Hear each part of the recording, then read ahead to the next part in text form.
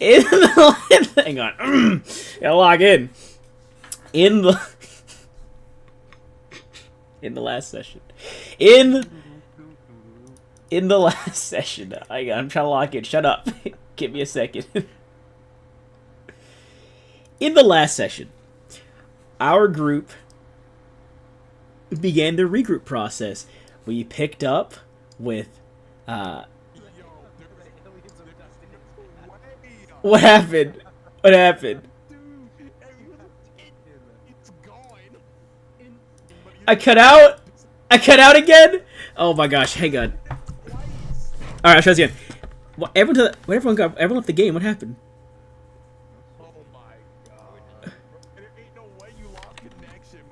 Did I lose connection? Oh, everyone's back. Okay.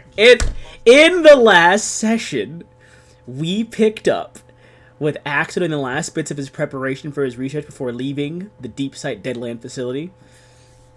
We saw Kalen returning from an interrogation with Callisto. We saw Yamcha finally getting a first lead on whatever's happened to her body by way of capturing this draconic priest from Drohas. And we saw Ophelia furthering her progress on her research. It was after the return of everyone that a week of downtime was had. During that time, Ophelia met with Axel to discuss possibly using her gateway technology to make not an intangible sort of memory of other timelines, but a very tangible window into their timelines, which Axel said, I don't know. Maybe, but I don't know. While at the same time, Kaylee went to go meet and debrief with Lanoth regarding the entire operation, regarding the capture of Callisto. Yamcha spent time at home testing their body's new abilities, seeing if they could fucking fly, apparently, and that there was something else going on with them, and they, after some brief tests, they took a bath and went to sleep, feeling different.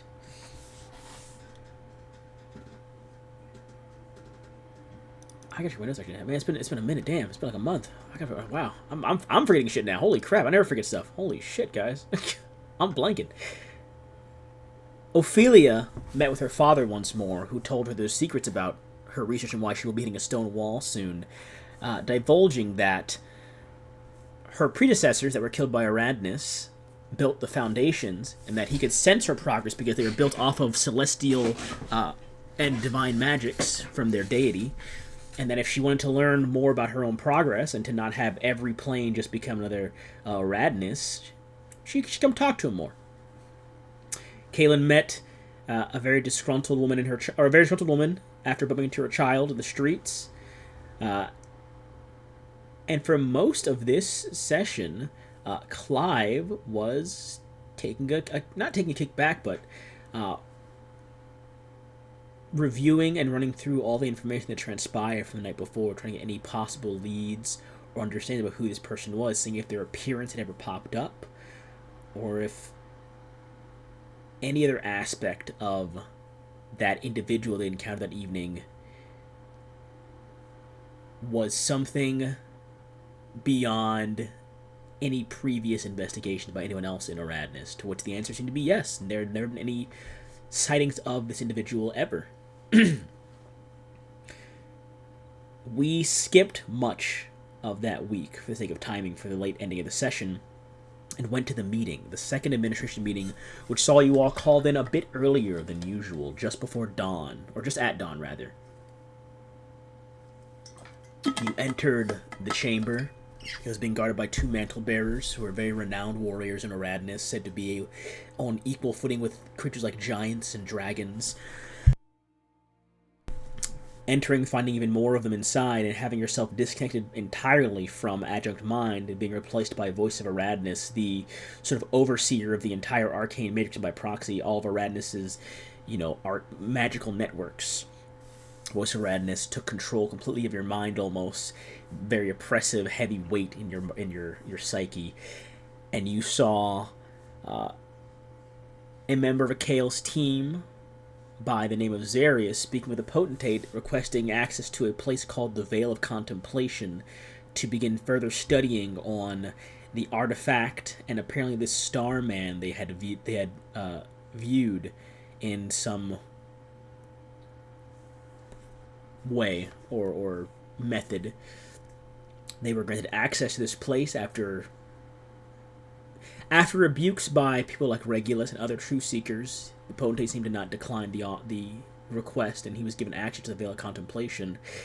Even when Akale herself, his supervisor to an extent, said that she was worried about Zarius' obsession with this, she was shut down quickly by the potentate and sat down.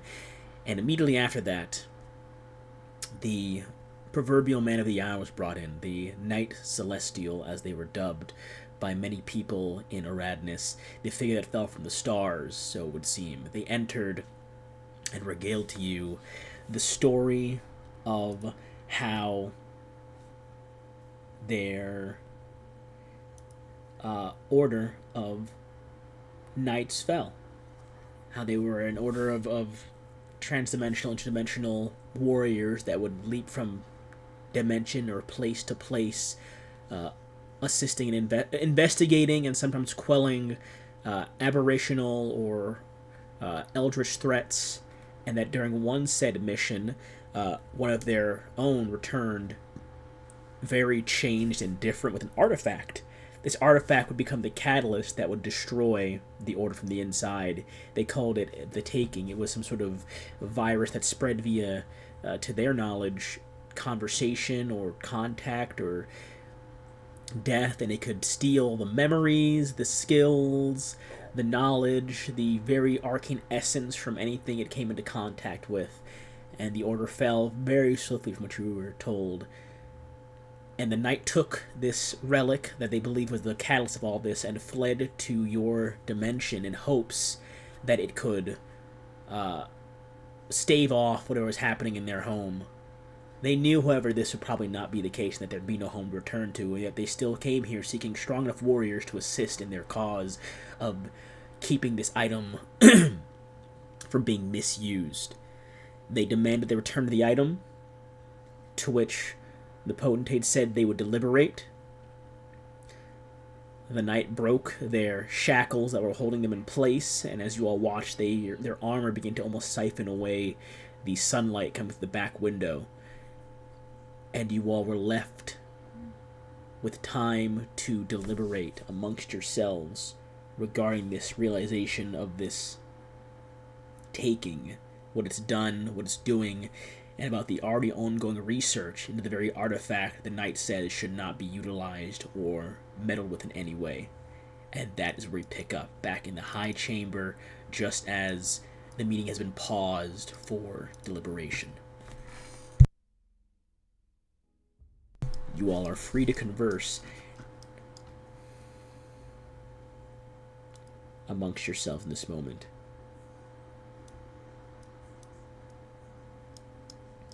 As you hear the rest of the room begin to conversate in hushed tones around themselves, the 10 figures that are stationed in the front have yet to move or speak. They simply sit idly. But your group is free to discuss. Pull my notes real quick. We're just like staring at each other. Yeah, okay. I don't know what to say.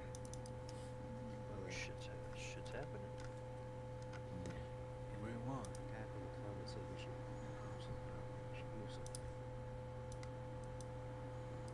That's just what I guess.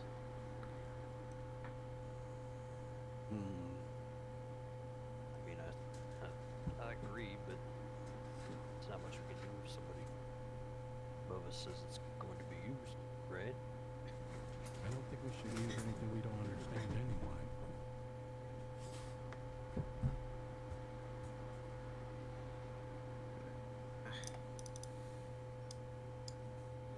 Hoo-ha. Guys are in the room. We're in the room. What's the reactions of, like, some of the others in the room? Is that a good way to describe this room? I mean, yeah, that works. It's kind of works at that. It's very much like a. It's more, isn't It's it? like a council assembly room. Yeah, kind of like that. Okay. It is very courtroom laid out as well, but that's kind of the goal. But it is mainly, it can be there. It's like the Senate, but You see a Kale who, in this room, might be one of the brightest minds of her like age group generation. Seems to be mulling over the idea very intensely. There's mixes of doubt and concern, but a flare and spark of immense interest in the potential of something that could siphon magic energy to fuel itself infinitely. Man, the truth. Most of the heavy discussions come from the Truth Seeker corner. Most of the ministry seems to be quietly, kind of over the shoulder talking every now and again, but keeping their eye on the night. With your passive perception, you would see that one of the Truth Seekers, Axton, is like scowling, mean mugging the night right now, looking very upset. Same with Caria, the sort of rabbit folk over here, is also kind of scowling at them, kind of sharpening their blades off on like a piece of rock they have in their hand while they're talking. But the rest of the ministry seems to just be in deliberation, the ones that are open to talking. Oh, you're not on the map? Oh. remember correctly, he said he's from another world or another timeline of some sort. He's from an entirely other dimension, like an entire different place in space-time. Gotcha. And it was revealed that the Red Sun incident was him entering your dimension was via that Red Sun incident that occurred. You're good. No problem. But getting the general vibe of everyone else, Ministry seems cautiously interested. The Truth Seekers are curious, but some are curious, some are against. But they're in the middle of seemingly very heated discussions beyond a Kale who is in isolated thinking to herself towards the front of the group.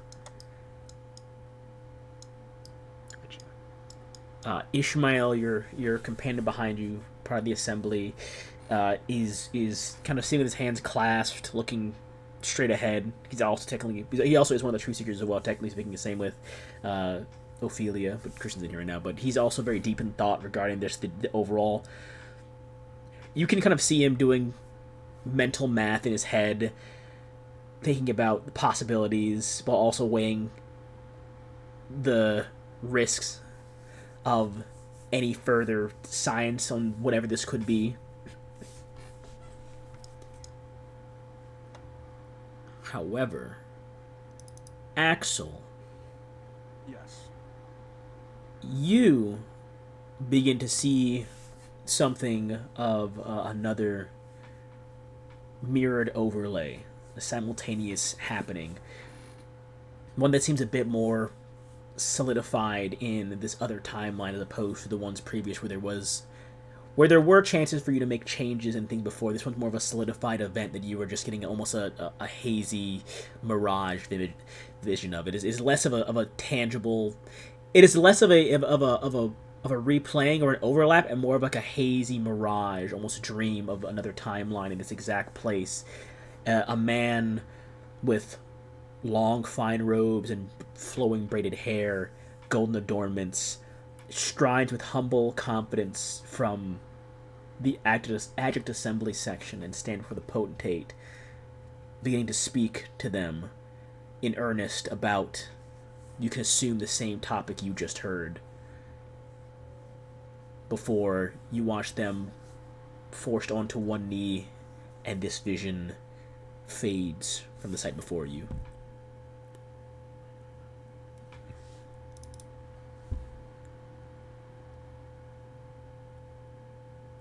So it was simultaneous, but instead this one is not on one knee. This one is it was less of an entire event happening and more of, in this exact moment at this exact time, someone just did something.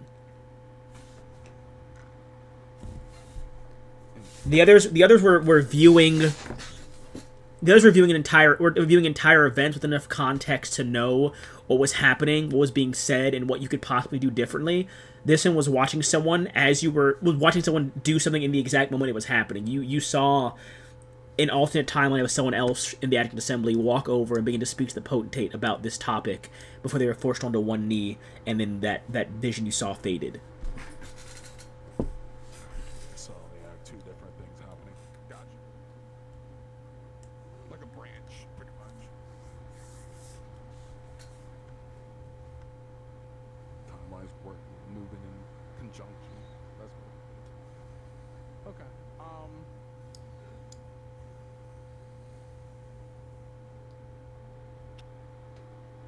Seeing that, I see there's probably like some sort of standstill, some sort of power still going on right now.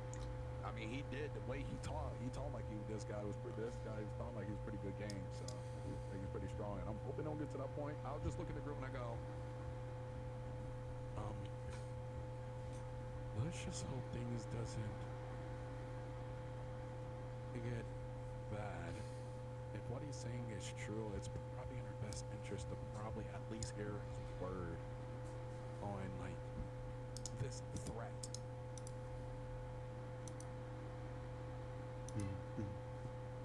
Exactly what I was thinking about there.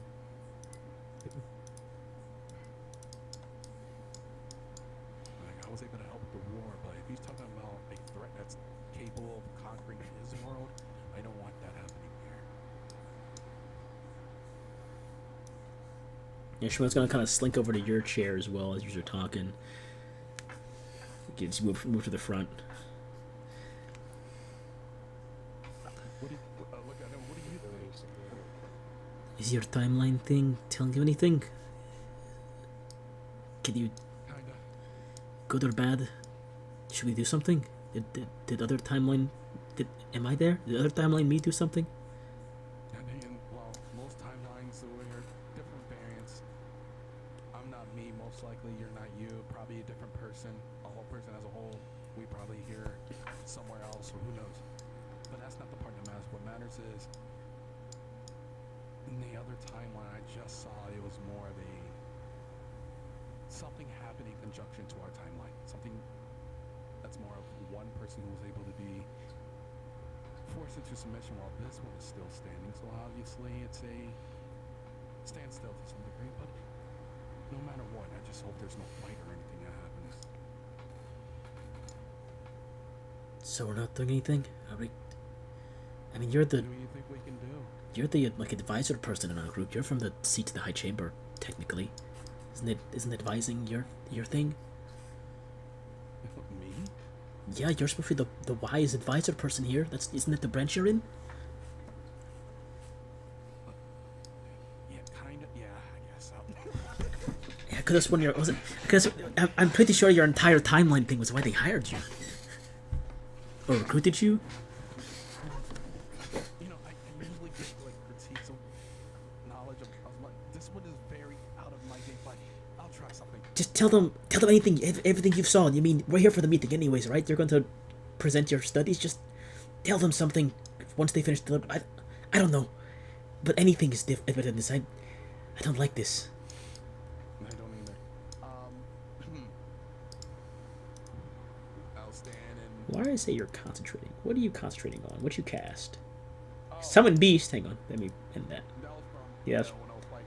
Yeah, let me go grab that. Oh no, that was when I summoned the beast to open the door. Oh yeah, the monkey. You summoned the monkey. Yep. Yeah. Move Ophelia back here. There we go. But yeah, I will stand then, and you know, little beam of sweat, a bit nervous. Put my hand out, like thing in the air, like I got something to say. The entire room. I mean, people start talking. The fact kind of gets a bit quieter, and they all look in your direction. Potentate's eyes kind of shift from the knight over to you, and the knight's head turns in your direction as well. If I may, I would like to say my input in this situation. The knight looks to you. I go. I hear all input. I do hope you are sensible. Well, I mean, I hope I am. Put these guys back I over would here. like to say I am. But I would like to say that in this type of situation, isn't it best that we just try to find out what this threat is before we mess with something we don't understand in the first place?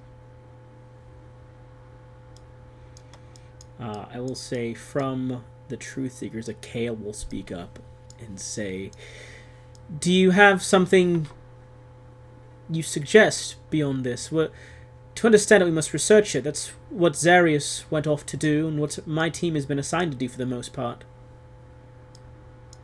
Well, there is one thing I can try, if you don't mind, but it will take me a night at least. The visitor looks at you and goes, I will first before I say the actually, I'm gonna ask for your input first, if this is even possible, since I had it for a long time. So in my magic item that the molecules, one of it says the all-seeing eye. During long rest, I could view into many ways the coming day that can affect and stuff like that. Can I look into possible other timelines of if they were to mess with that item? if you'd like to do so, you may. Okay. Alright. Then, yeah, I'll put in that input then. And then I'll go. I don't know if it's a short way of getting that so-called information, but if what he says is true, then it's possible that if it's a big effect on possible timelines of my research, I might be able to see the possible consequences. And how long do you need again? At least a night or two. I believe it should only take me a night. The Knight Celestial looks at you and say, I will not give you a night. I was promised deliberation now. I do not have time to wait for another evening of poor choices. Then I can try now. I've never really done it, but I usually do it on the... Well, let's just say I usually do it before I go to bed. Or I'll try to get some... You know me. Yeah, may I try now? You may. I need two things. Yeah. I need an Arcana check, and I will allow you to choose either Intelligence, Wisdom, or Constitution saving throw. Alright, understood. I believe. Did you have any rolls from before from your die for the day? I don't believe you have. No. I think we used them all. Yeah, I'm pretty sure they reset because it's a new day, if I recall. I believe it's reset because it's a new day. Pretty sure reset. So, those are what you have available to you. Arcana check first, and then your choice between Wisdom, Intelligence, or Constitution saving throw. I will say. Wisdom saving throw, 'cause that's my highest. Okay. I will say that. Oh, hang on. I'll use Ophelia then. Can Ophelia does not have guidance? I thought someone had guidance in your party. Does Ishmael have guidance? Doesn't look like it. Have lucky. Can I get on the lucky pool? No, he can't. Remember, he can't get advantage. He can't get advantage for anything made on his monocle. Remember? Oh, that's right. My fault. Oh wait, let me check Yamcha. Yamcha's an alchemist. She has spells. Yamcha does not have. She has a legend lore. Oh. I will say it's a cast time of 10 minutes. The deliberation will be going on for a few more minutes in game, of course. I'll say Yamcha will use a legend lore, and this will give you a plus 10 to either your Arcana or your saving throw. You can choose. It must be chosen before. It must be chosen before. Must be chosen before you roll. You said I get to use it before I roll, right? Yeah, before you roll. Yeah, I was already gonna say I would like to use that on my saving throw. All right. In that case, roll me the Arcana check, please. Alrighty. Here we go.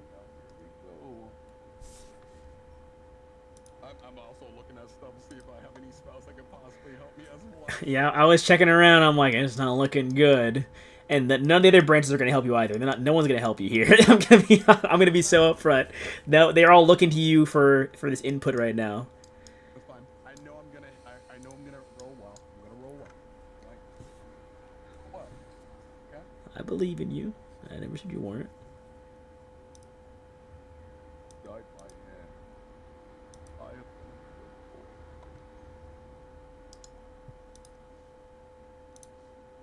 Oh. All right. All right. You're being a problem. You're being problematic now, huh? All right. There we go.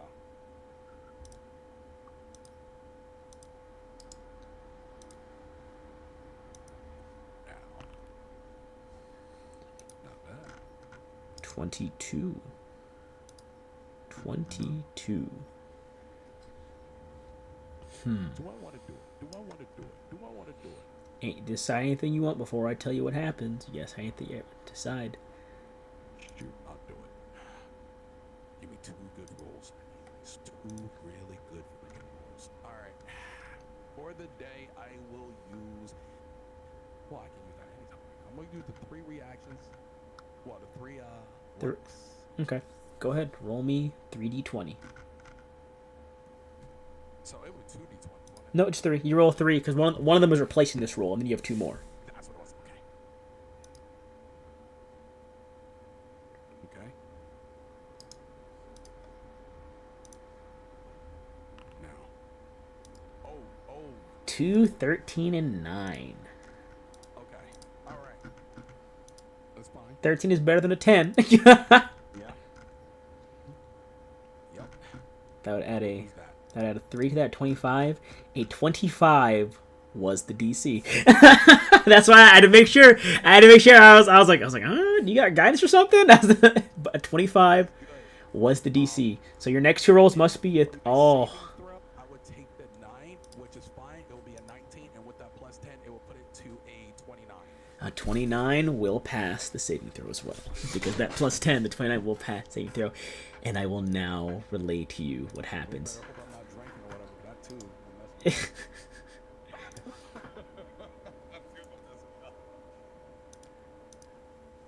With the 25, and I turned off music for a reason, you focus the monocle for, I'd say, the first major time using it beyond the purview of how it's supposed to function. You begin to focus it and try to witness what might happen in other timelines. The strain on your body through this small catalyst is immense. What saving throw did you choose? Was it a wisdom saving throw you chose, or what was it again? It was wisdom. Yeah, it was wisdom. So, The strain is immense. Your psyche remains intact. Your body does not degrade, but your comprehension, your understanding, your sense of being, and, for lack of a better word, not presence, but ability to persevere mentally is challenged as you are going beyond any other forms of viewing. Still not entering the realm of actually interacting as you have been given chances to before, but for the first time stepping out of the norm, the standard of what typically is done. And so you view, and your objective is to view, I will lie, you must be very specific here, your objective is to view what in this moment? well, me, it's the consequences of using that said item. Pretty much the threat, because of the fact that that's the big deal that he is speaking of right now, and that's the big deal that I'm hearing from. So as the advisor who's really like one of the stones of saying yay or nay, that's a bad idea, that's the big thing, is the threat, pretty much. Okay. You, through this viewing,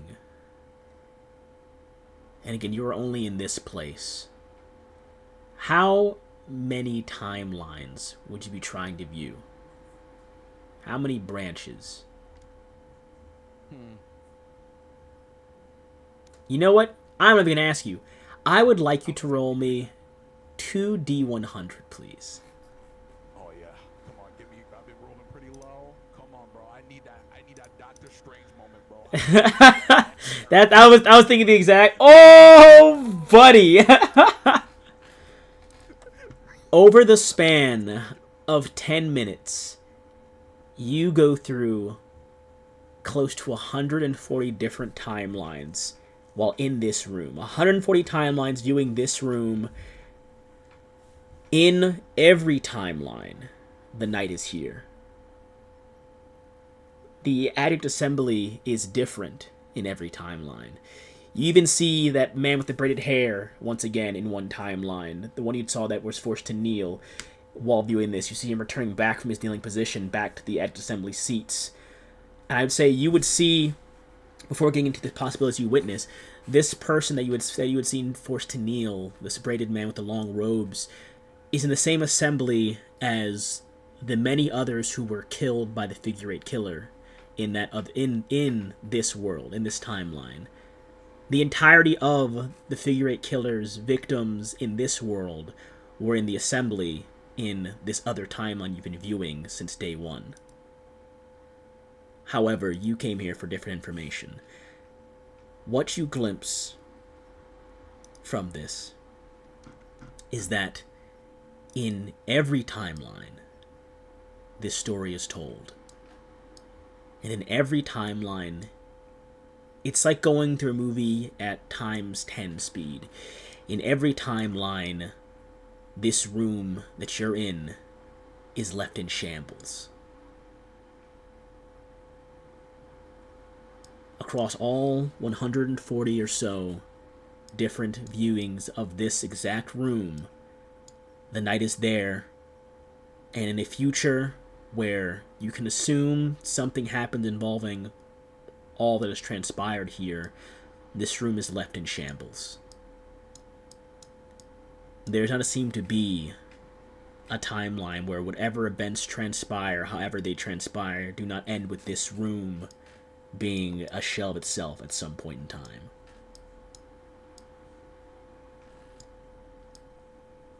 Oh, do you mean like there's just nobody there, or their bodies? Or The floor is cracked, the window shattered, the benches strewn, the banisters broken and chipped.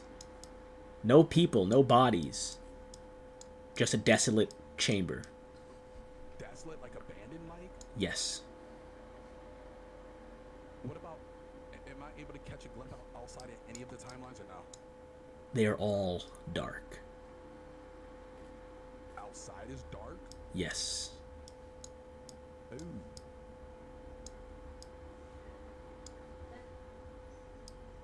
And as you end this 10-minute cipher, this trance, you do take 1 point of exhaustion regardless. However, this trance ends, the legend lore concludes, and you have the knowledge as all eyes still linger half on you while the rest deliberate. For the effect of that, I will say I most likely probably like fall on one knee for a moment, and then I'll push myself up, hand shaking a little bit as I fix my monitors, and I go, I don't know what exactly what I saw means, but I will say this: I don't think we should be combating at each other at the moment. As in every timeline I saw, this place seemed abandoned, destroyed, desolated, and even outside, it was completely dark. I was barely able to see anything. Complete darkness. So I don't know if that means that's the threat he is talking about, but I will say that every single timeline did not end well. Everyone, you see almost the entirety of the ministry all stand up when they hear that this room is in shambles. They all kind of get up and begin to stare at the Knight. They don't know how to react beyond disbelief. The Truth Seekers begin to argue even more heavily at their benches, and Akale calls out and says, "Then what do you suggest? If all timelines you've seen lead to the same path, what should we do differently? You can view timelines. Have your studies showed no results? Have you seen nothing else? No possible ways?" I see possibility. It's up to us if we change things. It's up to you if you change them. Indeed, that is true. But if it goes into desolation, and most likely it's combat or force, I think we should come into agreement on what we do from here. And I'm talking all of us, including the knight over there. The timeline I saw about 140. All of them in the same line. The knight will look from the potentate, or from you back to the potentate, and go, "And so you have your answer. Return the artifact. There seems to be no room for negotiation in any time where I exist here." I'll like go up a little bit more, but I don't really move from here. It's like more of like I'm like killing myself when I go. We can still try to work things out. I think the big difference here is I don't know if they had someone with my capabilities of being able to predict these type of situations. I think what the answer we have now, we have an advantage of figuring this out, working together. Not just you watching on the artifact, and not just us watching on the artifact, but all of us coming to a terms to this greater threat you speak of. If we were able to grab it from you, somebody else can as well. We need to figure this out together. Because it's not just us we gotta worry about using this item. It could be anyone. I'm so sorry, Divine. I need you to roll me a persuasion check. Oh no, that's fine. That's fine. No, it's not. Your next roll's a 3. I'm so sorry.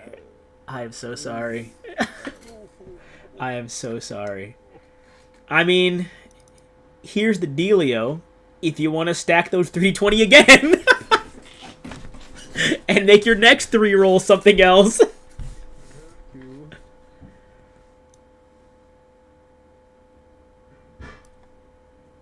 That's like forcing. What's the consequence to that? And there are no consequences. I mean, you just don't use the ability to roll is all it is. So if you get 3 bad rolls, you just have 3 bad rolls. That was such kind of beggar speech. Come on. Hold on. Hold up.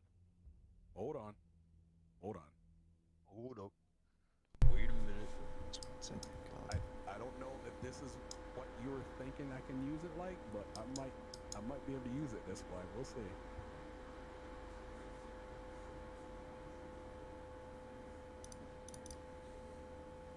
Hold on, that's where is it? Okay. I'm gonna use not to my liking. Oh. Just a normal roll. Oh. Ah.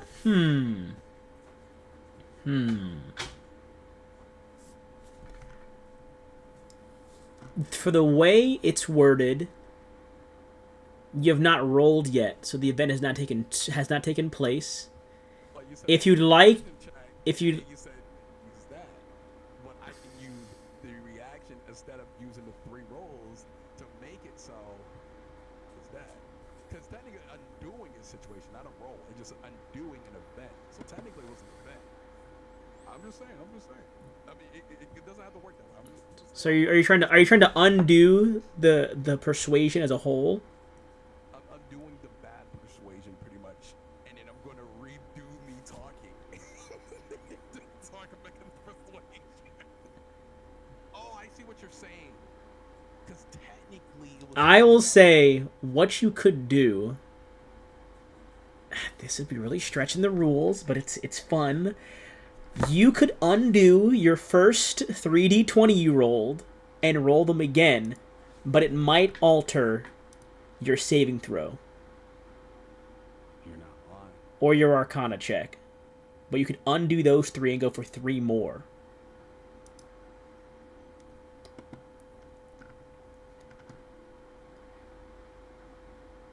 Dude, this is like... Or you can roll 3d20 more with your other reaction, and then lose and then lose 2 more rolls and be unable to roll them, and just have the next set dice rolls.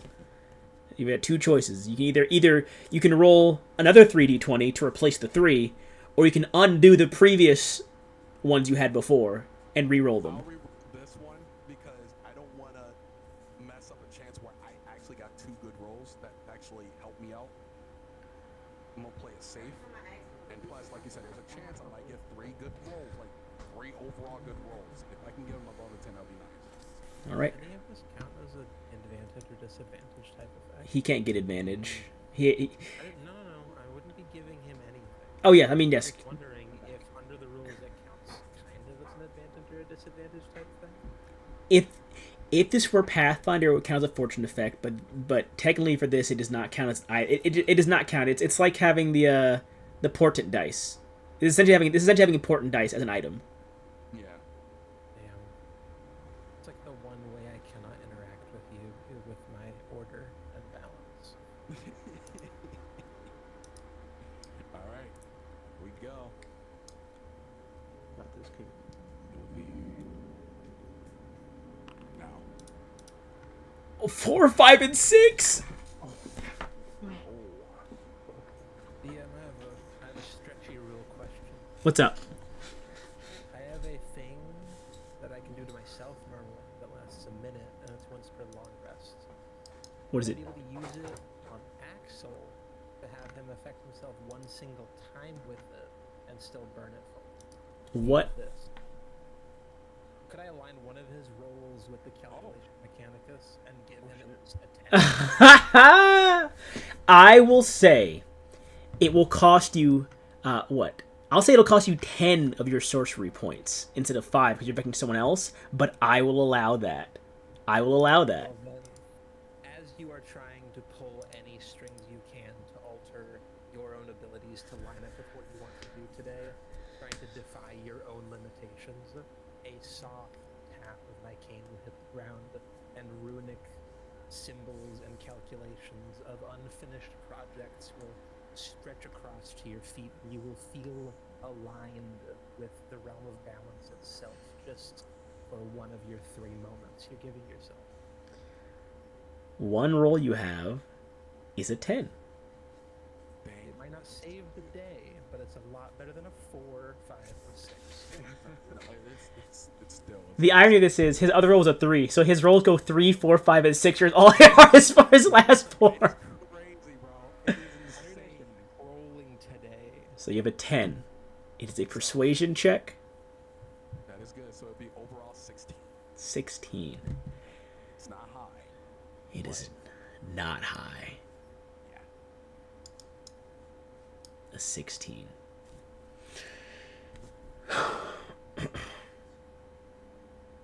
Okay. I need to think for a second. 16. All right. The knight will look to you as the room kind of goes quiet, waiting for their response. And they will say, "So long as I am present for every discussion, test, and decision made, and get final say on the matter, I do not mind cooperation. But I get final say on every matter pertaining to this." I do like a nod more for myself and him, and then I'll look at the potentate, and I'll do like a respectful signature. I don't know, is it a bow or anything that we do that's respectful? Anything, I mean, this is like a multicultural like place, and any sort of show of respect that you might have in your culture is acceptable here. Okay, so I will put my hands like to my heart pretty much, and I'll go through the book and say, as one of the advisors, I hope I hope we can do this. What would be the wording? I'm trying to find the right wording. So we'll say. Ration?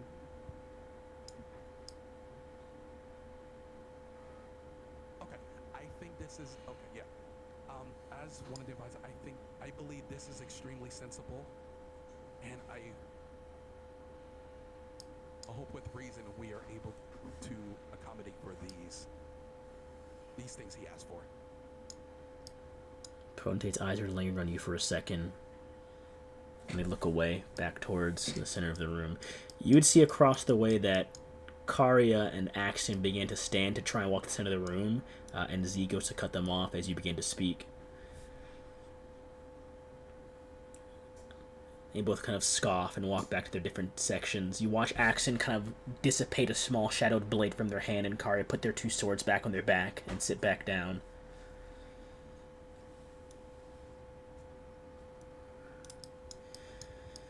Guys, I think we changed the timeline, which is good to some degree. You know, in some way, you definitely have. And because of this, Axel, let me actually play this now. Before the deliberations come to a close, of course. I want this one. I think I know. Yeah, you explode and die. You're dead. Thanks, Axel. Thanks for playing Divine. You're dead. Appreciate it, man. See you later. The fate of all divines, the hamster of D&D. Axel, you see, or feel rather, that something is different. Small difference, but something is different now. A very minute change, but a change nonetheless.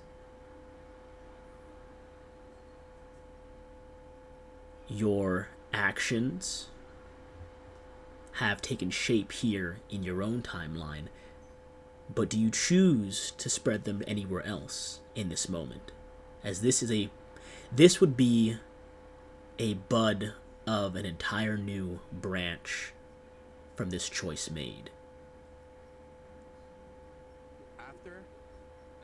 It's interesting you say that, because after seeing the other 140 timelines that ended up in the same or similar way, I would like to say yes, and the reason why is because there is a chance that I can create a timeline where we do succeed if I somehow fail on my side.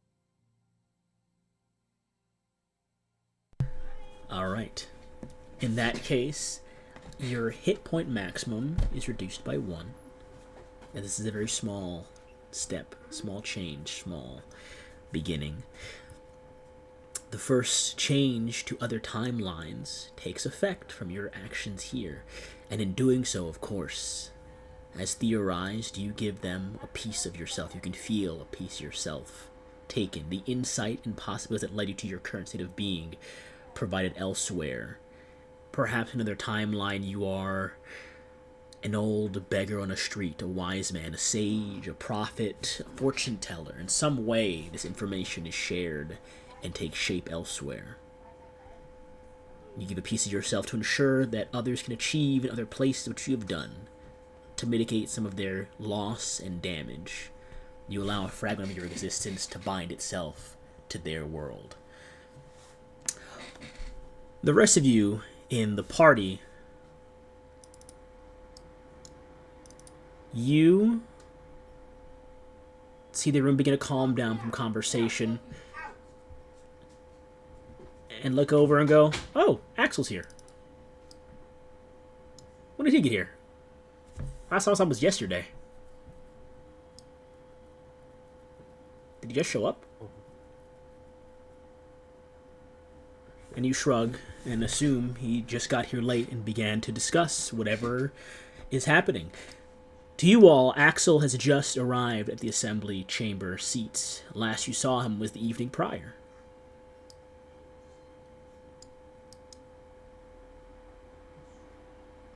The deliberations come to a close.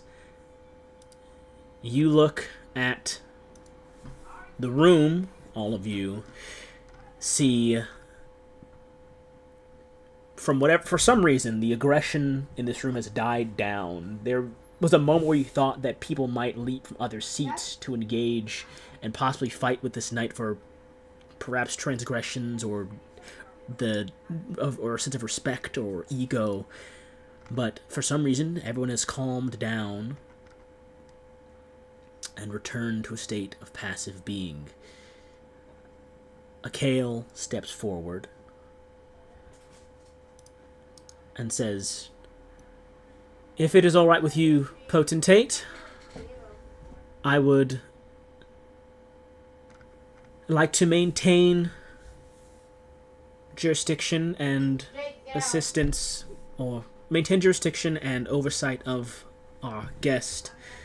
Perhaps if we work to reverse engineer their armor and any abilities they may have, we could find another solution with our own technologies and sciences that may assist.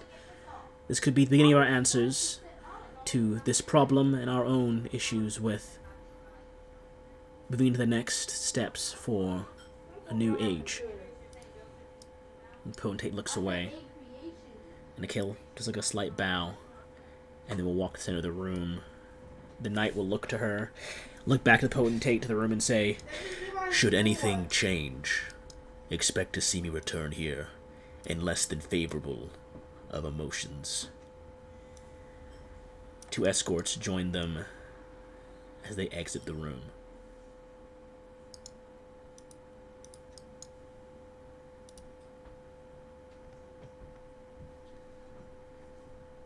Lucy calls out, "All right, a few more minutes until I believe the others, the civil service and the seats should arrive. So you have time to yourselves, everyone, to wait and discuss and prepare your presentations for the second official meeting to begin. All right, that's all."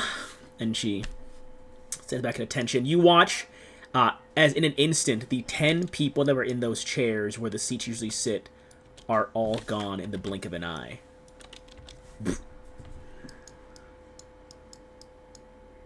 Ooh, actually, Like laying back, like my head against the back of the railing. That was a lot of crazy talk. My gosh. I'll be honest, I didn't understand most of it, Ishmael, but he probably would have gotten a kick out of that. Ishmael looks over to you. Ishmael looks at you and goes, "Axel, you missed a whole lot of stuff just now, man. Where were you?" What do you mean? I was here the entire time. I don't want to be rude, but you just ran that corner there, so you stayed there. My eyes like widened for a moment.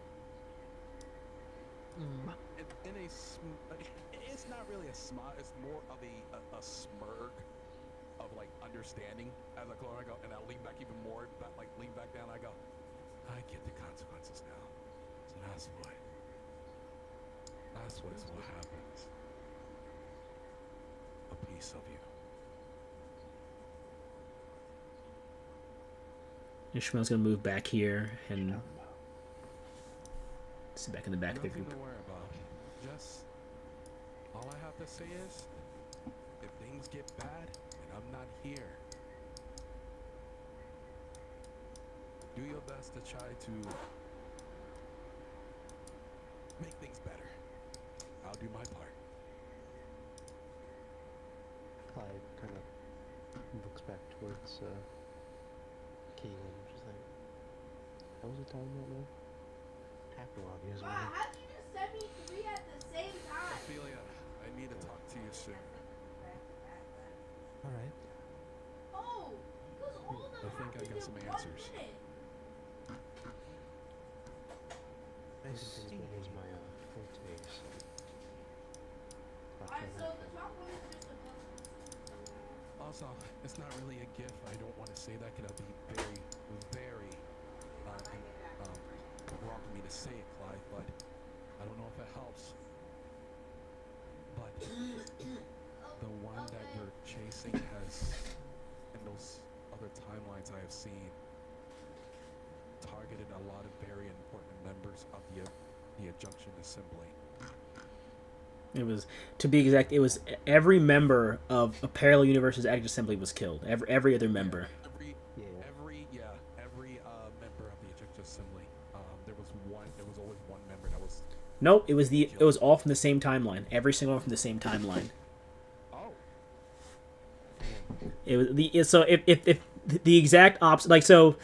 No, yeah, everyone. I will also say this: Ishmael was also there in most other times as well. Not all of them, but in most. He was in the same one where everyone else was murdered as well. He was in there. He was also in their group. But essentially, in this world where you are, the people that would have been in the Ecto Assembly are all dead. But in another timeline, they weren't dead. They were the Ecto Assembly instead. Gotcha. So essentially, had they been alive, you can assume they probably would have been in your position right now that you're in. But they all were killed in this timeline, except for Ishmael. Except for Ishmael, which is very, very, very interesting. Okay, I will say that then, because I'm still a little confused on how you put it, but I will say that, but I will say, and I'm gonna put in my words, so it doesn't come out wrong, or if it comes off, wait till I go. I mean, at least Ishmael was okay as well. No, that's good. Yeah, I'm glad he's doing fine too. But yeah, those timelines. I hope that information helps. I don't know too well. I'm not really an investigator. I'd say Axel's just tweaking right now. It's essentially like this right here. Those are essentially the two timelines right there. Those are essentially the two timelines. In this case, you know, persons 1 through 4 would have replaced you guys, but they're dead right now. However, in their timeline where they weren't assassinated, they just became the Assembly instead of you guys. I got you. Wow. Which is the original canon timeline. Correct. To be exact, the people you saw that are dead, Divine, were the entire other party of the other time I ran this game. Oh, wow. So the entire other Assembly from that game was killed in this timeline. Which means Gabe has been able to reference an already existing, fully played out timeline whenever he's doing with your time bullshit. Yep, the man in the robes with the long hair is Jay's character. Oh. He walked right in the middle of the room to talk to Potentate and was forced to kneel. Wow. To watch. Wow.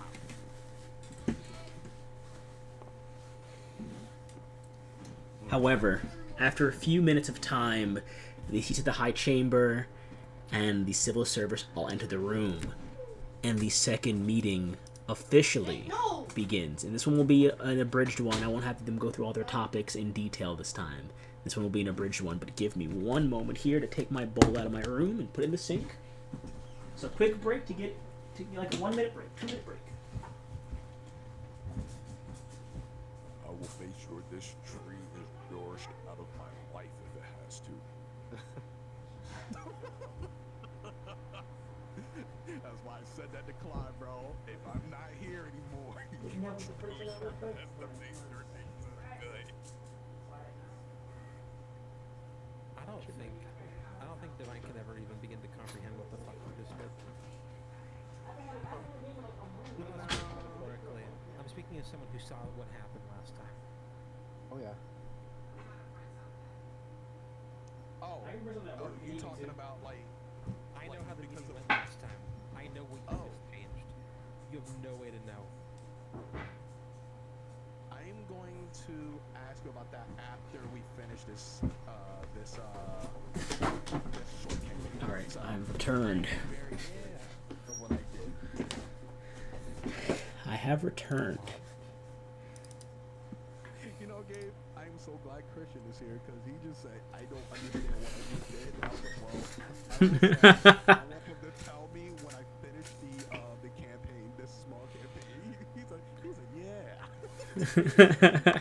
The way he said that, he was like, Devon, you don't understand what you just did. I was like, yeah, I'm pretty sure I don't. I'm hogging at Gabe right now. That's how things are. Yeah, that was a huge change, man. Not a huge one, but that could have been that was the steps making a huge change. That's However, to summarize the second meeting, because much of your thoughts still linger on, of course, the taking, what's just transpired in this room with this deal brokered, the many timelines. You know, actually, no one recalls Axel saying what happened in other timelines except for Axel right now. Uh-huh. Because it happened after you shared the information. But, in summary, from this brief meeting, the Truth Seekers are going to work on deciphering the materials and abilities of the Knight and other entities of exceptional natural aptitude to study and find a solution for this. Additionally, they're going to try to train the rank and file on how to utilize some more basic concepts for combat, starting off with the commandants. Civil Affairs are working on improving housing, inner city security, and stopping expansion of Aradnian territory, so now focus on building up rather than out. They state that people need stability now that they have resources and abundance, and that the influx of refugees will begin to suffer and not truly be able to capitalize and benefit from the many boons of Aradnis if they aren't built up on and simply just expanded out further. The Seats of the High Chamber want to work closer with the other branches outside the administration. They want to work as a bridge between the many branches.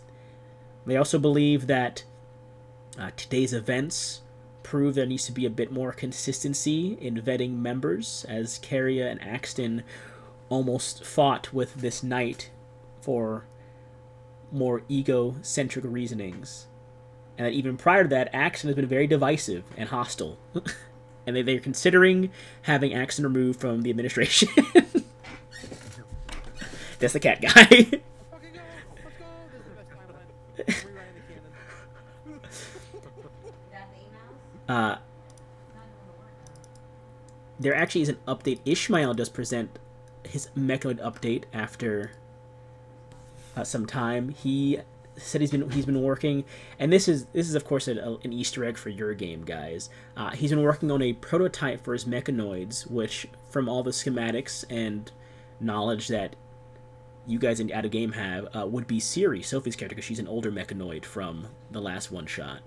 A prototype Mechanoid that was first created to work on improving their autonomy, and he's requesting that members of the Ministry and the Truth Seekers put her somewhere where they can practice with these evolutionary entities they've been researching to find a way if they can be a catalyst for humanoids to evolve themselves. And for this purpose, Ishmael and the Ministry are having Siri transferred to whatever branch the member of the Ministry named Zax is a part of, because Zax is working on a very important mission from finding evolution entities inside of the city of Fragilis. And to that end, the Ministry themselves mention how the Mechanoids are the future of the military. Most will have the skill and power to rival every soldier in the garrison, save for the Grand Marshal, and that will allow for all the other lower ranks to focus on growing and getting exceptionally stronger. And they eventually want all enforcers and garrison troops to reach the rank and power of the Ascended Corps, who again are giant and dragon killers. And that this Mechanoid deployment and progress will eventually lead to more resources being allotted towards improving standard issue combat rigs for the military and creating more standardized equipment that can match the changes and improvements in people overall. And then it gets to your group. Does anyone have anything they wish to present to the administration to possibly receive funding, support, or just to get eyes on what you're doing? Is anything else in Aradnis that can help me more than my work with the professor? Or do I already have what I'm going to get? The best you can... I mean, you've already been in a deep site before. The only place you can see comparable to having the professor would be going to a deep site. That would have, like... Not to the same level as him. He is the foremost mind in what you're trying to do, but it'd have comparable minds to yourself and him if they were to work together. Like, it is also where... To be exact, your skill level as a scientist is on par with most people in a deep site facility.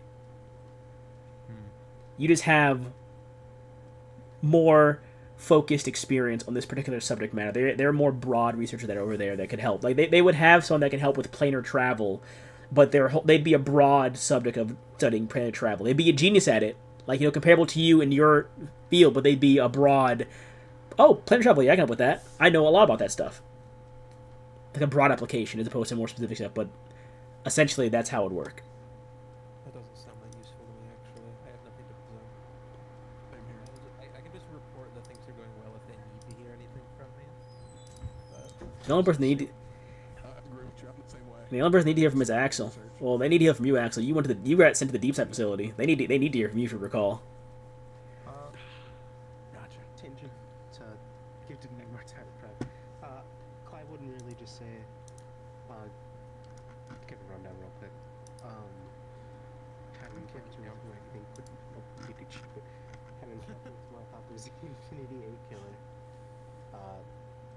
Here's some traits, how they move, their fighting style, and I'll give them descriptions of what happened at the house. Just very like kind of cliff note, just like boom, boom, boom. So I know Axel's got it. Thanks, Devin. Sorry, I heard a thunderous crash outside my window. that was me. Oh, my fault. The figure 8 killer trying to get you in real life. Yeah, I know who you are. But I'll just like very brief description of essentially the entire events of the night prior. Line off the person will step and say, "You say this killer made their way toward the Ministry Spire?" Yes, sir.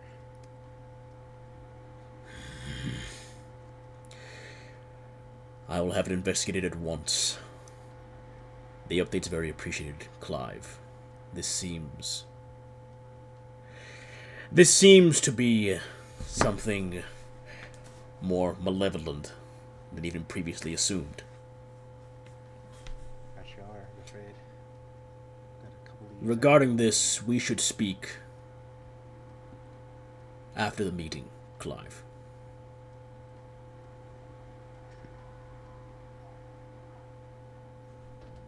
If you have time, of course. Otherwise, any time in this coming week works best, but the sooner the better, of course. Don't think I got much going on after the meeting, so why not? Very well. And he sits back down. Sorry. Yeah, that's about it. I was just gonna say, Clive has a few more short leads he says he'll follow up on after this meeting with Lanoth, but that's about it. Friedrich will speak up and say, "And what of you, Axel? You were given access to a deep side facility. Have you made progress? Those are not cheap resources, the time of those people. I have, actually. I'll stand. Present, please." On the back. Yeah. I'm still a little weak right now, but this Axel tries to stay as straight as he can. And I go, I was able to confirm that my theory was indeed correct as I saw the tree itself, or what I like to call a tree. And I will also like to confirm that our timeline is definitely a major one, an important one. And I saw that from various tests that was conducted on me as the catalyst, which inadvertently caused me to see it. Also was able to confirm that messing with these timelines physically indeed does sap a part of you. I am currently looking for a more practical and safe way to mess with this type of magic without it causing any major harm on the person. But from the rules that I understand, stepping out of the boundaries of this branch too far can cause a piece of your magic or a piece of yourself to be lost within other timelines that you interact with.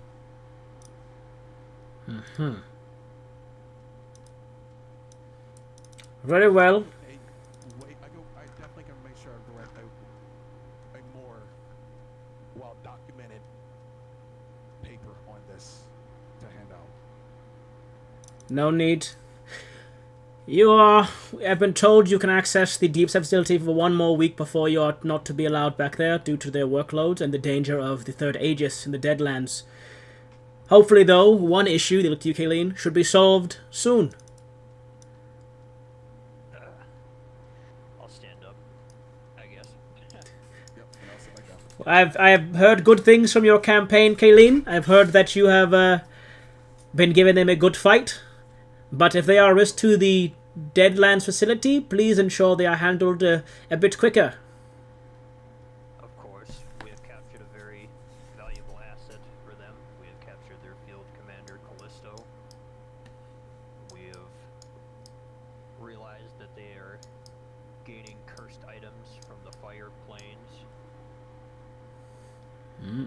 Could you... I have also met one of their monarchs, Byron. When next...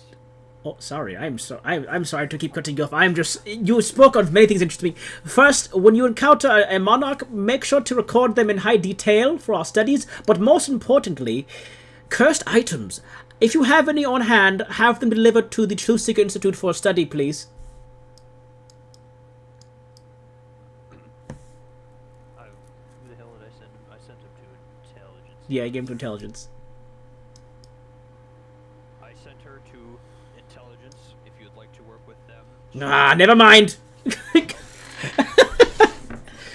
They don't like the shady ones. They work too quietly. Science should be shared loudly and proudly. I can still see if I can take. Oh, if you could. Many If you could, please. Yes, if you could. If you could. Yeah. Thank you. Thank you if you could, please. And he sits back down. Byron is a very powerful man. I Lanathos. believe he would have wiped all of the troops that I had down there by himself. The ministry all begins to murmur. The entirety of the ministry begins to murmur at that one when they hear that. Lanathos will look to you and say, if you require emergency aid from the Ascended Corps, make sure you send a summons as soon as there's a possibility of a monarch being present. Especially Byron. I sweat on that one. That one too, bro. Oh, goodness gracious, dude. We met him very briefly, and then he just kind of The weight is on. disappeared. I understand. I recall your briefing, or your debriefing you'd given me, but if you ever expect to be encountering a monarch for any reasons, or if your friend, looks to you, Axel, gets any visions or inclinations about a monarch arriving, summon the aid of the Ascended Corps immediately. Of course. I nod in that one. Yeah, I'll just nod. And then Lyle sits back down. Or he stays standing, but he kind of leans back. Lucy goes, alright, I think the meeting's adjourned then. Remember, for those of you that are staying here, the Truth Seeker Summit is happening in a few weeks. There we'll get all the updates from the entirety of the Truth Seekers on their progress as an institute. Your arcane conscience will relay information to you. And just please stay tuned for anything else regarding that. Thank you. Adjourned. And people begin to filter out.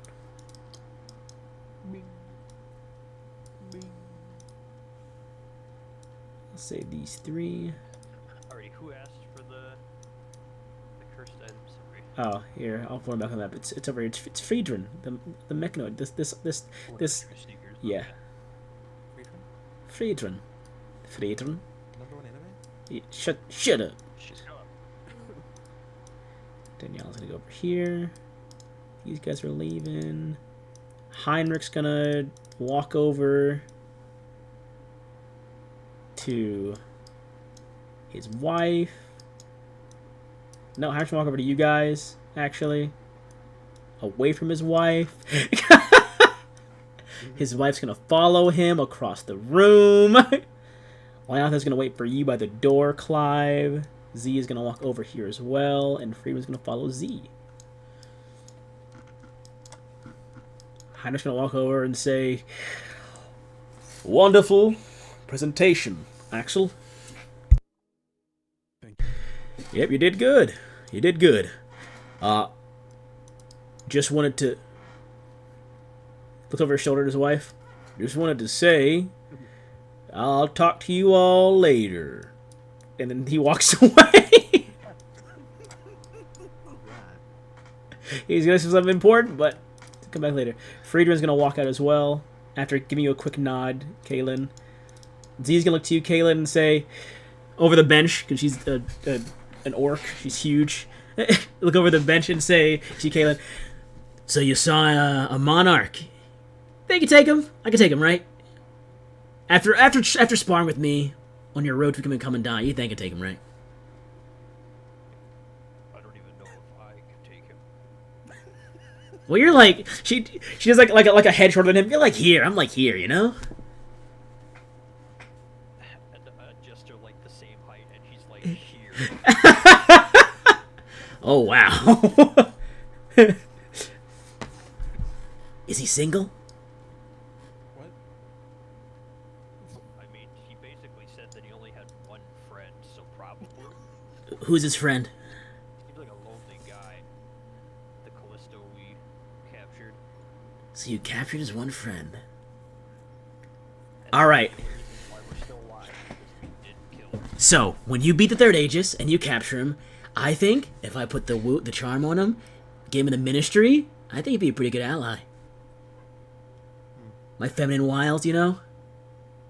I'm not gonna comment on that part, but I will comment. He would be a very powerful ally. As I go, he would indeed be a powerful ally. He would be. You forgot the feminine wiles part. You missed a part of that statement there, Axel. My feminine wiles that make him a powerful ally. Yeah. You don't think I'm feminine, Axel? she hops over the bench and stands in front of you. Axel, grab my stuff. Oh, is there something up that ceiling? I'm not looking up at the ceiling. And she looks over you though, Clive, and goes, "If you need help with that killer person, let me know. I'm busy still with the renegades up north, but if that fucker's hiding around the ministry place, that's home for me."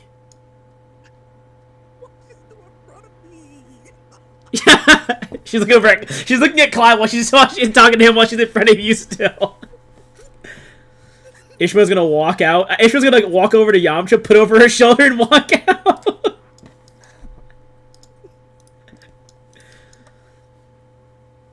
All right.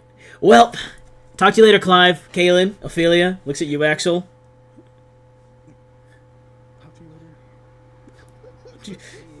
Pats you on the shoulder, very heavy hand, and then hops back over the bench and walks out. As she's walking out, I don't know if she will hear me. I was like, by the way, Kayla, if you ever need help with any major fights or anything again, if I have time, I might be able to help you out again. I just hope we don't meet a monarch again. As I'm getting ready to head out. Fantastic. You were a great ally. Being able to turn into a dinosaur 80 times was very tough for them. Alright. Lanth will say to you, as you get close to him, Clive, "Welcome me back to the Ministry Spire. I want to speak in privacy. This is very sensitive information as it pertains to the events that unfolded."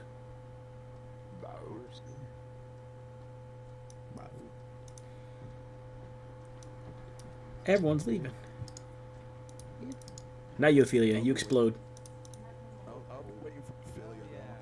Are we waiting for Ophelia? Okay. A typical anime thing where I'm like outside the assembly, just sitting there near like on the wall, leaning against the wall, waiting. That's a normal thing that people normally do in real life. Actually, it doesn't happen. The anime thing where people like wait outside, you know, and they hang out. Nah, bro, I gotta waiting for his friend. orc farm. I got an orc farm, bro. Stupid. You we'll pick up first with Kaylin, because of course I do. I'll be right back then. Edging the high chamber, you plan your next steps, theorize what's next, and ponder on the event that just transpired. Many questions have been answered, and yet many more have arisen. You have so many things you need to do and want to do, many places you need to be, and people you need to talk to. And there is just a need to find a way to balance it all. And Kaylin, you get a message. In your mind, a connection is made from or through Adjunct Mind, who returns you exit the doors from your citadel. One of your officers speaks to you. Commandant, there's been a situation. What kind of situation? The Citadel Lance of Judgment was brought down while being outfitted with new technology at the research outpost in the Deadlands. We think the Third Aegis is responsible. We'd like to get an update on when you plan to return, or if we should engage with the commanders we have present, sir. Yeah, I should be back soon. We'll get closer to the combat area. Is there an ETA? How long am I supposed to be here? I'm supposed to leave. You can leave whenever you want. You were supposed to be here for the meeting. The meeting was only the meeting's the only thing that's mandatory. You can leave whenever you want now. Probably. I'll head there as soon as I can. Understood. I'll prepare the troops, sir. Sir, I was told by your second, Leyland, that is your friend Axel returning, because we know he's also a researcher there, and if so, he should probably teleport himself directly into the facility and not join you on the ride back, sir. I will let him know. And Unless he really wants to help with combat, I guess. Is that second mate my boy? no, and with that, I'll make sure. these here understood, and then the link ends there. I guess I walk up. I see, because I'm guessing I walked up at the same time as Axel, but I like spin back around. Yep, you turn back around as you guys are all walking down the hallway out of the high chamber. It is Leonth and Clive are a few dozen paces ahead of you all. It's Ophelia and Axel like 10 paces behind you, and you're like walking in the middle of the hallway. So you double back to Axel and Ophelia. So the three of you are walking together now. Unfortunately, I have to leave again. There's been a situation with a different spire, and we believe it's the Third Aegis, and I need to investigate. Axel, when you leave to go back to your area, you're gonna want to not teleport to be determined.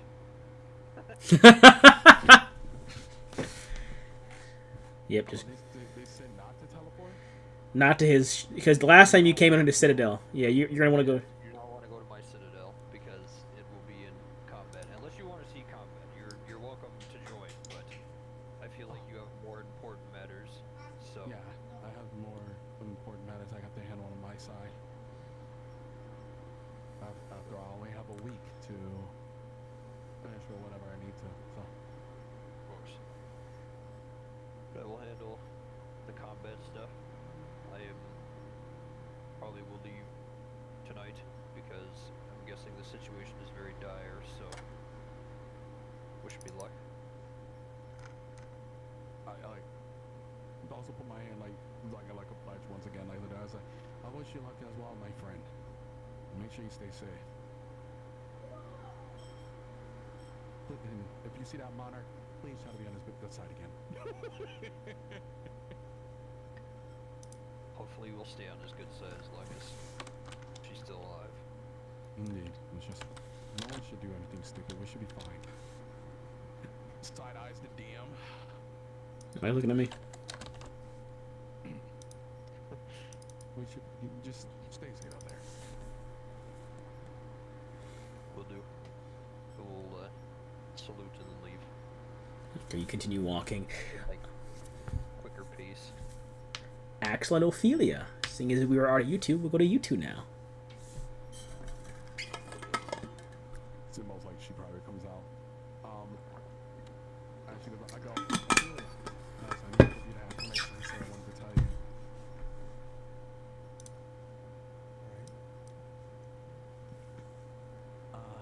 I was able to confirm exactly how a piece, I do quotation marks, a piece of yourself being taken from using such powerful magical artifacts. I found out how does it feel and what is the consequences to it, as I experienced it myself. And when was this? During the assembly.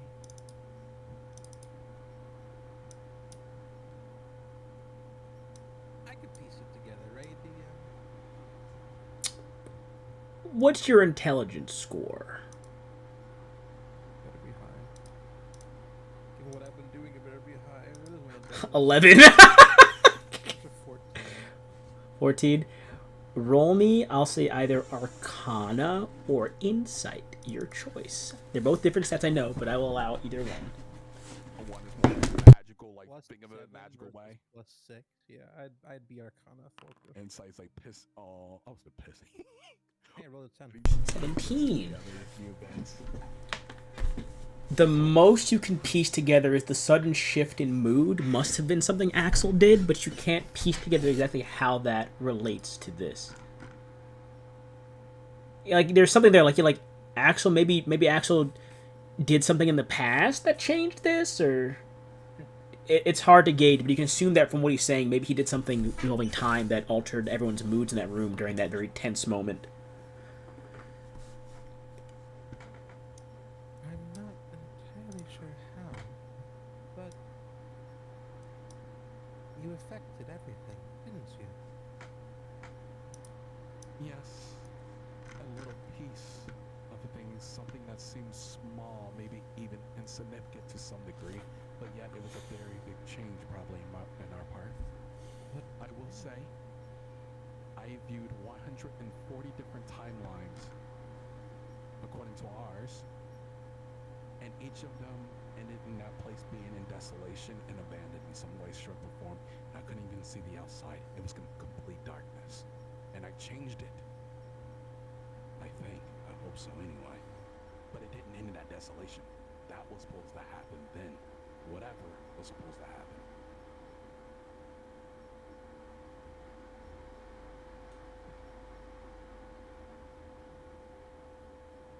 You changed it. I changed it. But what did you lose? What part of you did you give up? Probably a piece of my life force.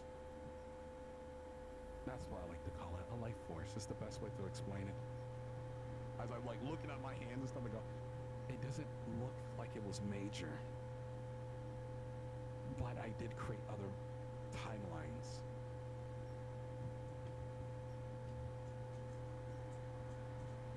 Whatever this threat he's speaking of, I wanted to make sure that even if I fail on my part, or if we fail on our, I'm hoping there by some sort of chance that the other timelines can branch out and prevent it in some way, shape, or form on our side. Like I said, I saw way too many that ended it the same way. I didn't want it to happen again.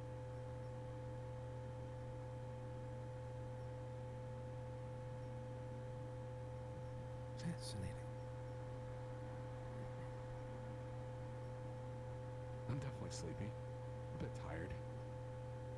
Definitely pushed boundaries than it was supposed to be pushed. Like the law, it's like I've broken something to make things go to a certain way, and I pay the consequences for it. It might be small now, but if I try that again, I doubt it wouldn't end the same way. But it was only once you tried to change something based on that that you suffered. Merely seeing the differences was basically for free. It's the interaction I pay the consequences for. And I'm thinking it was more small because it was more of impacting our timeline and creating new timelines. But I know if I change any other branches, probably would be honestly worse. Well, the good news is that the combination of our theories that I wish to achieve at some point does not have any alteration. That's good. But I do wish to see forward in order to confirm certain things I've been told.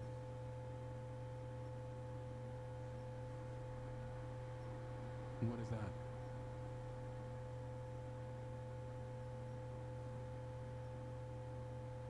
My father,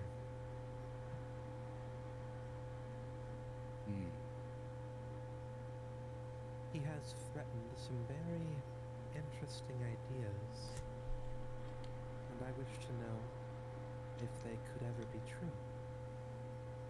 Threaten? That's an interesting way to say it. It's very literally what has been done, but my father is rather hot-blooded against all of her efforts, given what they did, killing my mother and all. You see, like, when you say that, he looks at your face, and it most like it looks completely not and void, like no emotion towards what you just said. But to him, he's like, ooh, that's a pretty sore topic for something you're saying so casually. Well, in my opinion, my mom's been dead since Erasmus took me in.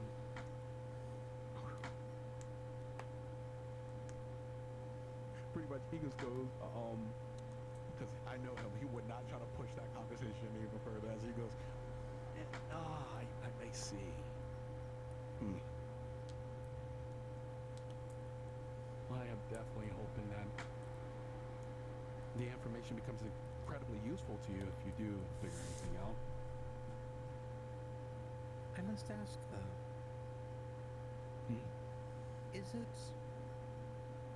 is it that anyone who observes a different timeline and changes their behavior based on it suffers because of their own actions?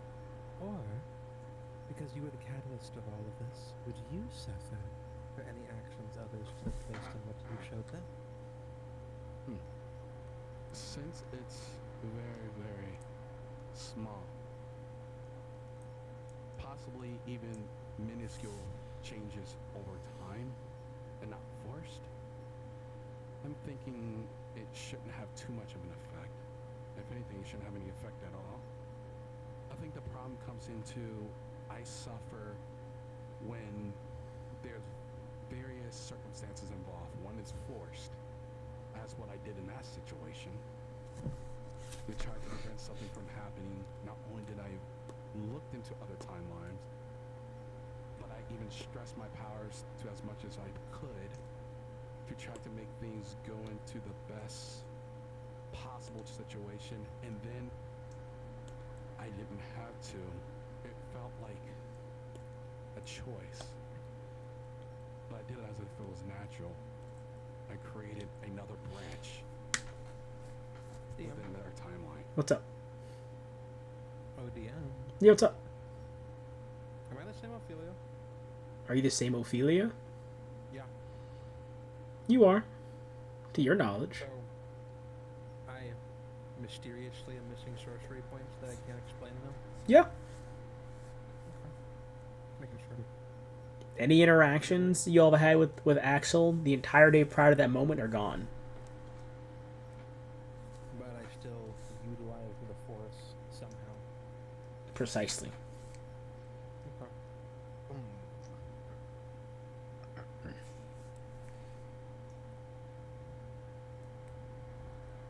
Then, with this Actually, glad you asked that question because that was the other part I did wanted to talk to you about, but I almost forgot to talk to you about that, which I was going to say.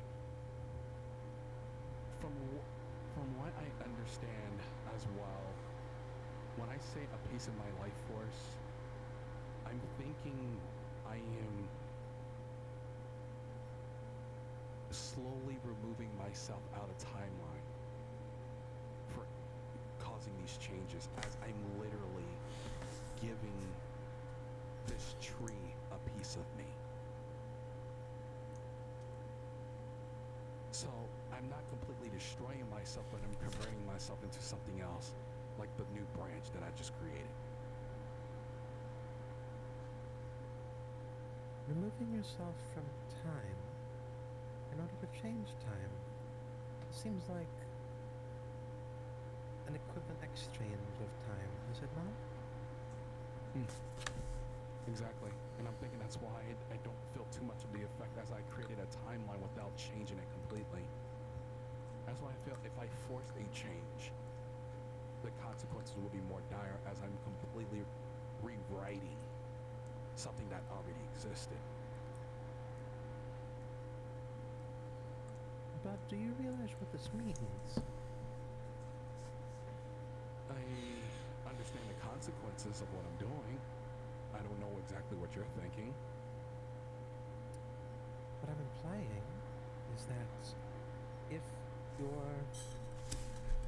power to change time based on your observations removes a piece of you from time in what could be seen as equivalent based on more studies, your entire concept you've discovered still applies to the alchemical laws, which means it's mathematical.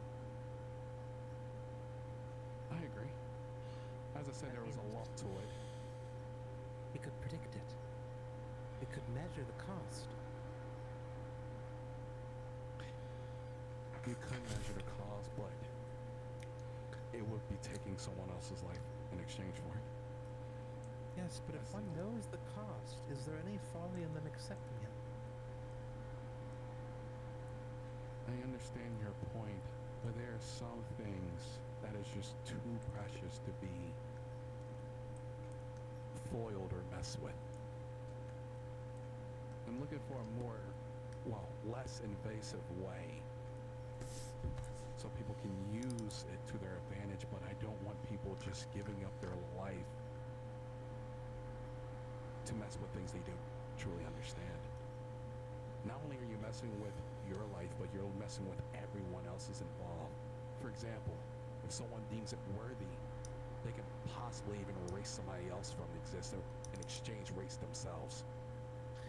How did you force it? It took a lot of willpower. Yes, but what part of you did? If it's not just making a different decision that doesn't, what is the forcing? Is it arcana? Is it something unique to you? Is it just the want for change? I think it requires some sort of... If you're the catalyst, I mean, think of it like this. Everyone has a fire or something that burns within them. Something that keeps them moving, something that keeps them per se. You have your extreme intellect and the way you carry yourselves and how you want to do things. You got a drive of your own minds is, I have a will of knowledge to learn as much as I can, but to give it to people, and that's where it comes to my wisdom of how I use it. I would say most likely, for me, it was that willpower to see something through, and I saw it through. But I could have lost so much more if I wasn't careful. So, what I am understanding from everything you've told me, my window theory is not only plausible, but possibly without risk. As I say, I think everything has a law to it. That means what you're messing with also has a law to it to some degree. Well, that's obvious. You literally have the math. Yes. I want to see if we can make a window into time. As I said before, you've only reinforced my belief that it's possible.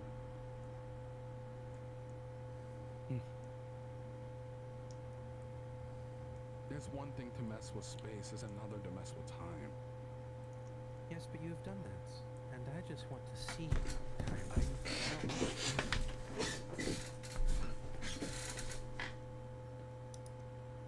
And how do you want to see it? Literally open that window. If you open a window to time, I don't know what's going to cause and what's going to happen when you do that. What I did is different from what you're thinking.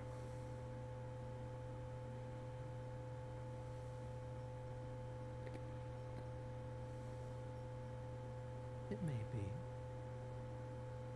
So the consequences are much more dire. You're trying to make something a bit more tangible to be able to see, while mine is much more, I don't know. Just think it's not really my physical body that's doing it, but more of like a spiritual thing. That's the best way I can put it.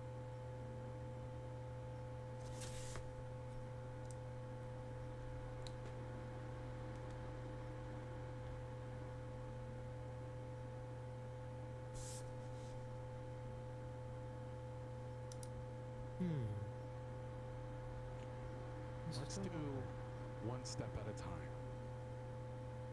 You're working on your theory currently.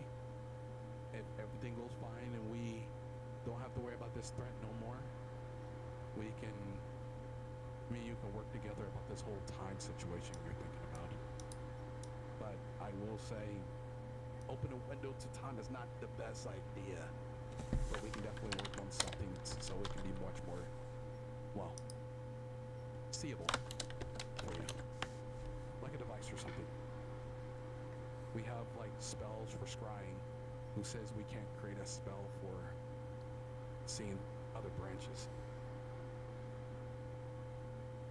I see you've taken me too literally once again. You are saying the same thing that I wish for. It doesn't have to be a window. That's all you Isn't gotta it? say that. Oh, you see, I think too much. That's my problem.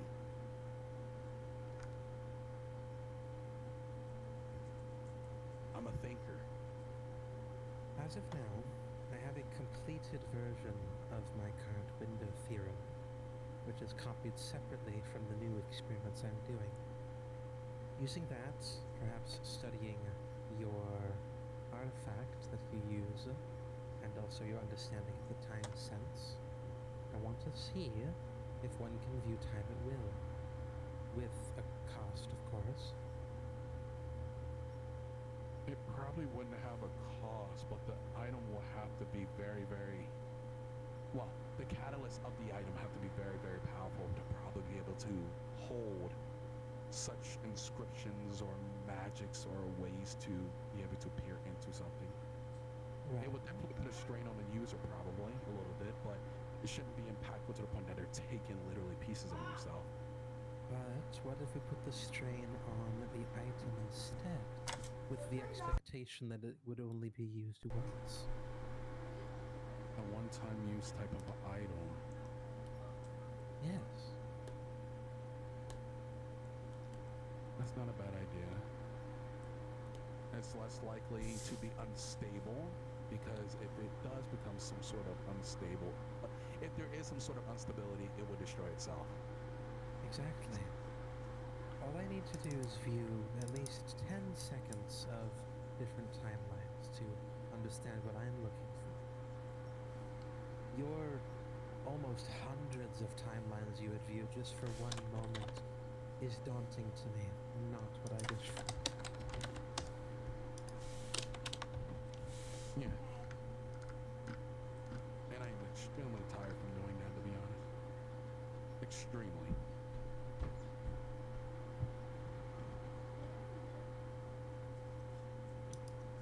Okay. I got stuff I'll have to do.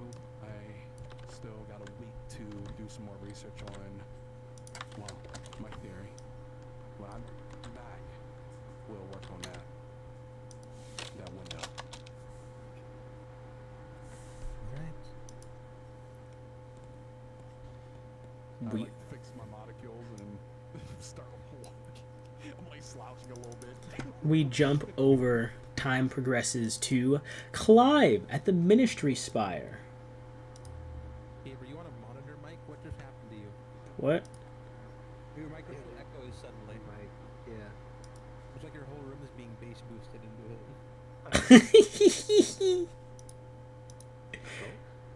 I don't know. Is this so? Your glasses? It sounds like your glasses. No, there's no way I'm on my computer. Hang on. Stand by. Good morning, campers. What? Better. What'd you do? Nothing. I just left call and rejoined. No. Perfect. It's just perfect. What the fuck was that? I don't know. I just left call and rejoined. I don't know what happened. We jump now to Clive. Time Where? progresses forward. You are in the Mission Spire with Lanoth. You walk into his office. The door's closed, and he sits down at the desk and looks to you and says, "Discussing this assassin. This is why I brought you here, of course. They came to towards the Ministry Spire. The individuals you mentioned last night. Do you know who they were, the ones that were killed?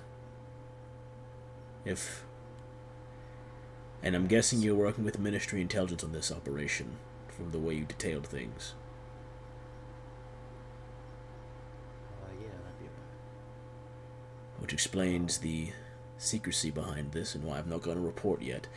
Regardless, were you aware of who the people that were killed were and what they were discussing or doing? it. Clive already knew, like, the vague details of who they were, right? You, I seen them around.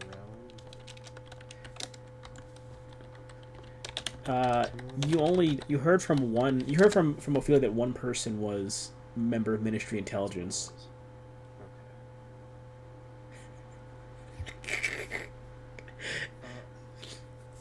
But beyond that, you have no clue who the other two people were.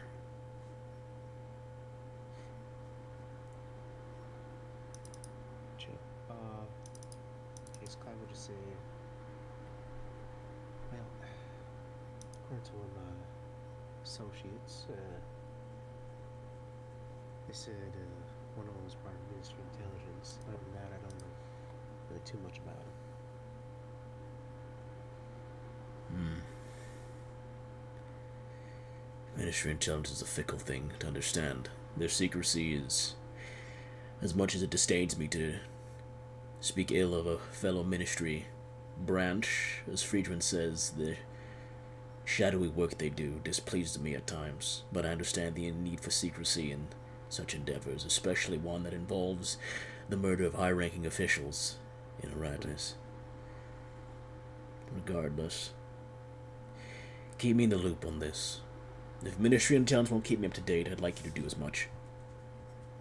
I'll try to keep tabs on this, especially if they're using the Ministry Spire, or somewhere near the Ministry Spire, rather, as a hiding, staging, safe, whatever it might be. I don't want to divert city forces for this matter, if it's possible, but if you believe it ever gets out of hand, inform me, and I'll inform Lucy to have enforcers deployed to assist you. But keep me in the loop. Lanoff is the one that other dude told me about, kind of, right? Yeah, Demetrius. I don't know if they can use that. By all means, go ahead and roll me insight. 21. 21. Okay, I'm okay. trying to see if he's got, if he's got like ulterior motives, or he truly does just want this person brought to justice. Where is it? There it is. Oh, okay. He seems annoyed and wants this to be done with as soon as possible. That's what you gather from the insight. Very annoyed and wants this handled swiftly, without more collateral. Clive just kind of knocks his hat up a little bit. I don't see the issue with that. I'd like this just be done and over with. I know you do. People have been taken from us by now. We've lost a good man in your friend Benny, and a wonderful addition to our governing body. See it done. Yeah. That's the plan. And be very wary. Intelligence officers were killed in this operation, if you say so is true. And that means there is something greater at play that you might get yourself caught in the midst of. Shoot, I was about to say something similar to you. It's good to tell you to watch your back. I am the champion of Aradness, the most renowned commander in our empire's history. If any fool dared to cross me, you can best believe it would not last long. Well, they try pulling something on you, you go toe-to-toe with them. If I catch you as responsible for the death of so many people, I believe you deserve to get your licks in. Very odd turn of phrase. Yeah, you pick up a few things from the frontiers. Might appreciate it, my friend. Do stay safe, Clive. You are a valued asset to the Empire and a good man. Oh shoot. Appreciate that. Now, if you'll excuse me, there appears to be a situation in the Deadlands I must get informed of. I believe Kalen is deploying himself sometime soon. Again? You just got back. I just report that there are... I shouldn't divulge ministry information so freely, but the situation has transpired. And if Kalen didn't tell you he was leaving yet, then perhaps it is up to you to speak to him. Regarding as such, actually, when you have time tomorrow, there's a place you must visit for civil service, influx in refugees that need a more tender hand in their introduction to Iranian society. And they would like you to be there.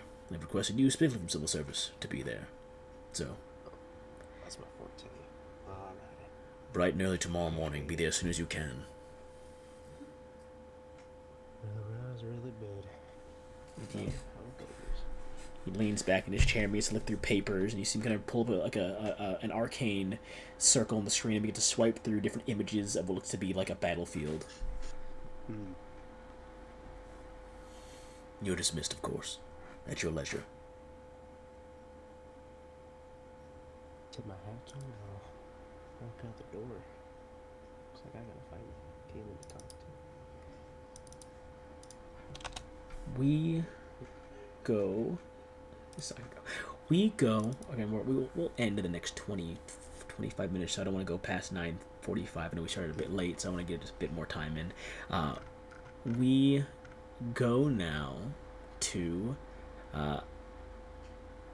Axel returning back to the Adjunct Spire. Technically, everyone's heading back to the Adjunct Spire, so we'll pick up actually with all of you back in the Adjunct Spire.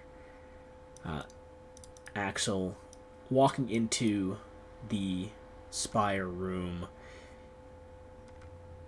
You see what you now know to be this. They are, by all intents, the mirror to your timeline. This other group, the group that had the braided-haired man and the avian person, and by all intents, you see this mirrored assembly already in the Spire, the Adjunct Spire. They are, at least two of them, the man with robes and this avian man, are eating food together, smiling, while the man in robes, the long hair, paces by the large bay window deep in thought. You see on a sort of whiteboard section of this room by the feathered man's personal quarters looks to be reports of the Third Aegis front, as well as a section saying to meet with Regulus in big red, like, Sharpie markers circled.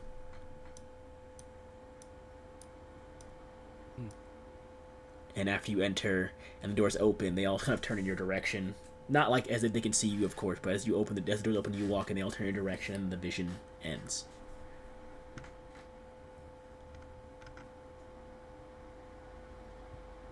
However, if no one has anything they wish to accomplish this evening in game, Kaylin, you arrive back. Actually, are you heading to the Spire, Kaylin? The Adjunct Spire as well? I can. You said you're leaving tonight, right? In game, so Yeah. if you want to return to the Spire, this will be your last night at the Spire with your friend before you go back to the battlefield again after your week of relaxation. Yeah, I probably will. I'll say in that case, I would assume actually it'd be Ishmael, everyone but Clive's at the Spire currently. Clive arriving at about 9:30, I'd say. No, I'll say 10 o'clock.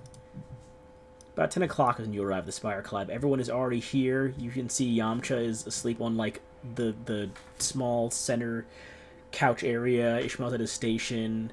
Axel is at his station. Ophelia's probably in her study, you can assume. And Caelan's at his station on the large Adjunct Spire main chamber room. Wave to those who notice me coming in. I'll head on up to Kaylin. Yeah, I'll wait back. I'll wait back. Excuse me, I'm coughing up a storm lately. You're good. You're good. Oh, you good, you good. You're not good. Shit. Me not good. Be not good. How to do, Kaylin? Evening. Word on the bird is you're already moseying on to your next battle, huh? Another citadel is under attack and has been requested to help, so Oh, shoot. What you got this time, huh? More of those, Aegis people, was it? we haven't been told directly who it is, but that's what we can guess. Well, I'd offer to come help you, but I do got parent business, civil servant business, all that good stuff tomorrow, bright and early. Gonna say you still haven't got your killer yet, so Getting close, though, getting close. well, that's good. It's looking fun, though. Damn.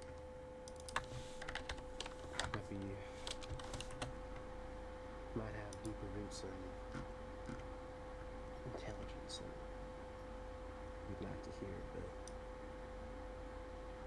remains to be seen just how deep those roots go. Well, hopefully you can find him soon. Well, hopefully. Be the best story to tell you once you get back, though.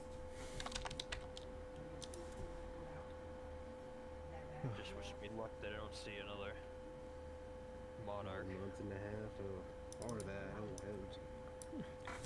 I'll be back.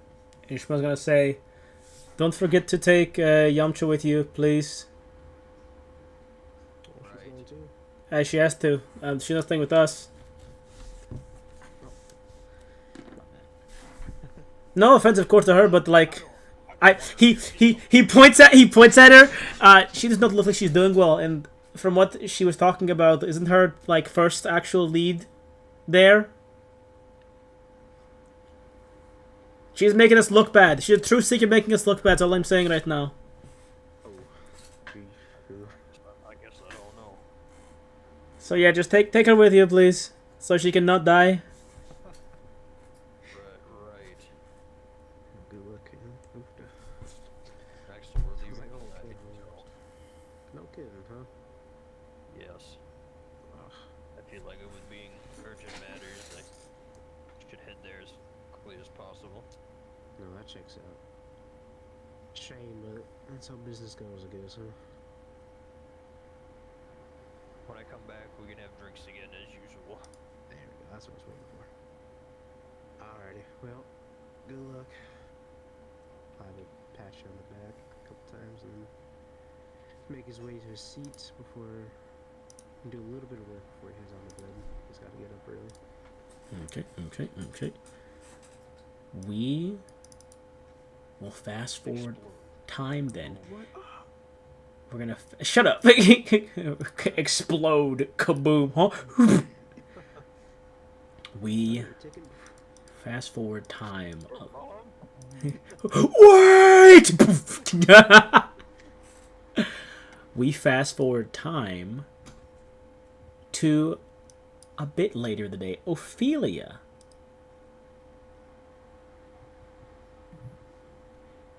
Your focus is broken by adjunct mind. Middle of the day, or sorry, middle of the afternoon going into evening, rather. Put that on.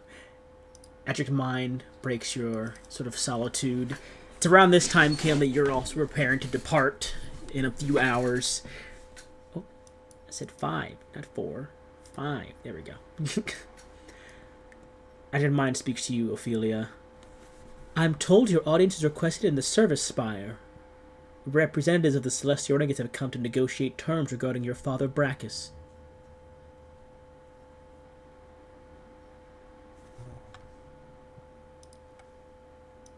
A rather unpleasant scene, if I must.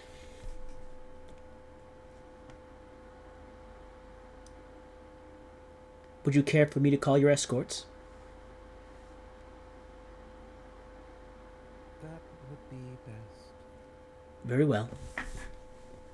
And Adric mind recedes back into your head.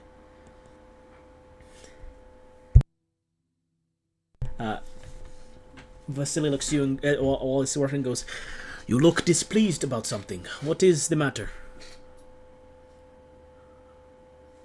I am being summoned to speak to my old family in regards to my father. I thought your family was just your father.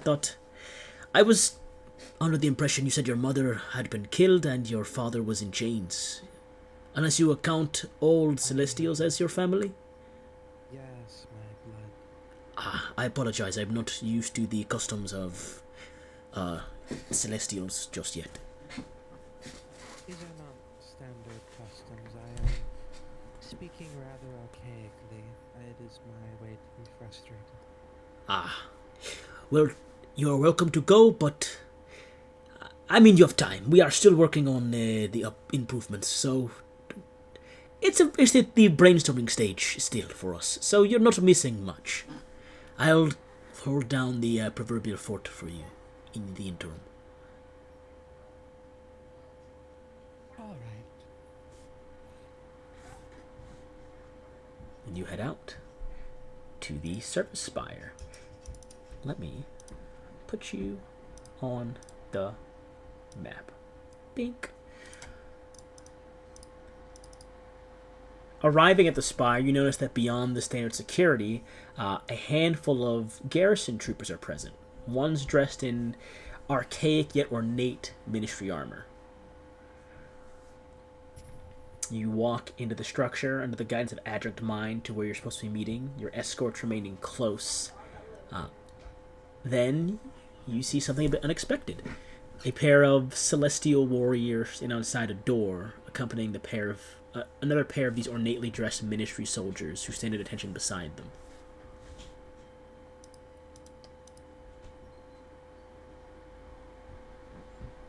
I need this, and I need... Oh, it's fine. That's fine. I'll leave that. As you are let inside the room, Ophelia, you find the elderly figure of Regulus, sitting across a table from a celestial woman and a younger-looking celestial man. The woman gives you a warm smile, but the man glances at you with a look of indifference. In the corner looks to be a large mannequin resting against the wall, head slumped to the side, but it's oddly also wearing Aradnian armor. What? There's a large mannequin sitting in the corner behind Regulus in Aradnian armor. I mean, it's no secret, and I will tell you, of course, I'll show you the picture as well, but it's no secret. Regulus has literally close to no combat aptitude at all. But he is a master at puppetry. Oh. Much of his personal guard beyond the ornate ones you see outside are typically puppets he controls through whatever little magic he has. That makes a lot more sense. But it's trying to sing inert in the corner, it looks like. I have a lot of other ideas. It's just a mannequin. Oh, what happened to that guy? What the fuck did the Celestial do to that man? Fuck you! Lightning bolt turned into a puppet. Celestial puppet magic! Regulus turns to you. It seems as though my expert has arrived. Thank you for joining us, Ophelia.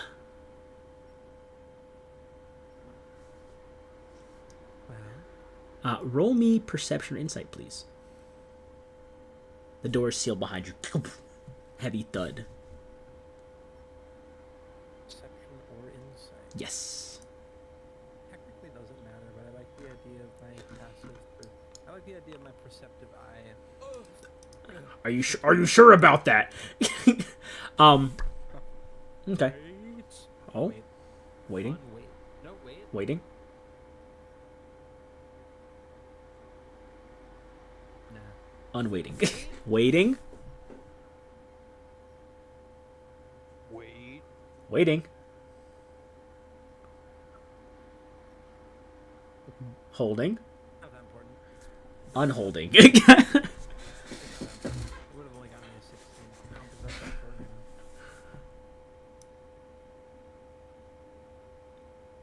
But yeah, he says, thank you for joining us, Ophelia. And he gestures for you to have a seat. Will this be long? It depends on our guests. He looks over, and the woman looks to the two of you and says, I have been sent at the behest of Servitor Amarax for the release of Servitor Brachus in exchange for the surrender of the ruined city Celia. The city harbors the remaining history and infrastructure of our people, and we believe is well worth the life of one man. And Regulus will look to you and say, do you know much about this place? Is there a history of your people that we should know about? An archive or something? Something worth study? Does that name draw anything from me? Celia was the former capital of the Renegade. That is where the event that you were in your story called The Burning transpired, where if you would like me to relate to you what the burning was again, I can. I remember the burning. I'm going to be very swift with its explanation, though. Okay. And being that I will just reference it. The former capital city, taken down in a tragic event known as the Burning. So nothing of importance there. Well, regardless, according to my reports, it seems that Z is only a week away from the outskirts. We could just wait and capture it then. I don't see a reason why we should negotiate when we have a very important man like a servitor in our clutches. Servitors there aren't many of you, or not of you, many of them. Roll me a perception check, please, at the same time. While you're yes. What's happening? Ooh.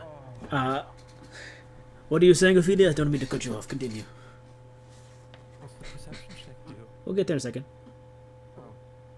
Celestials. Yes.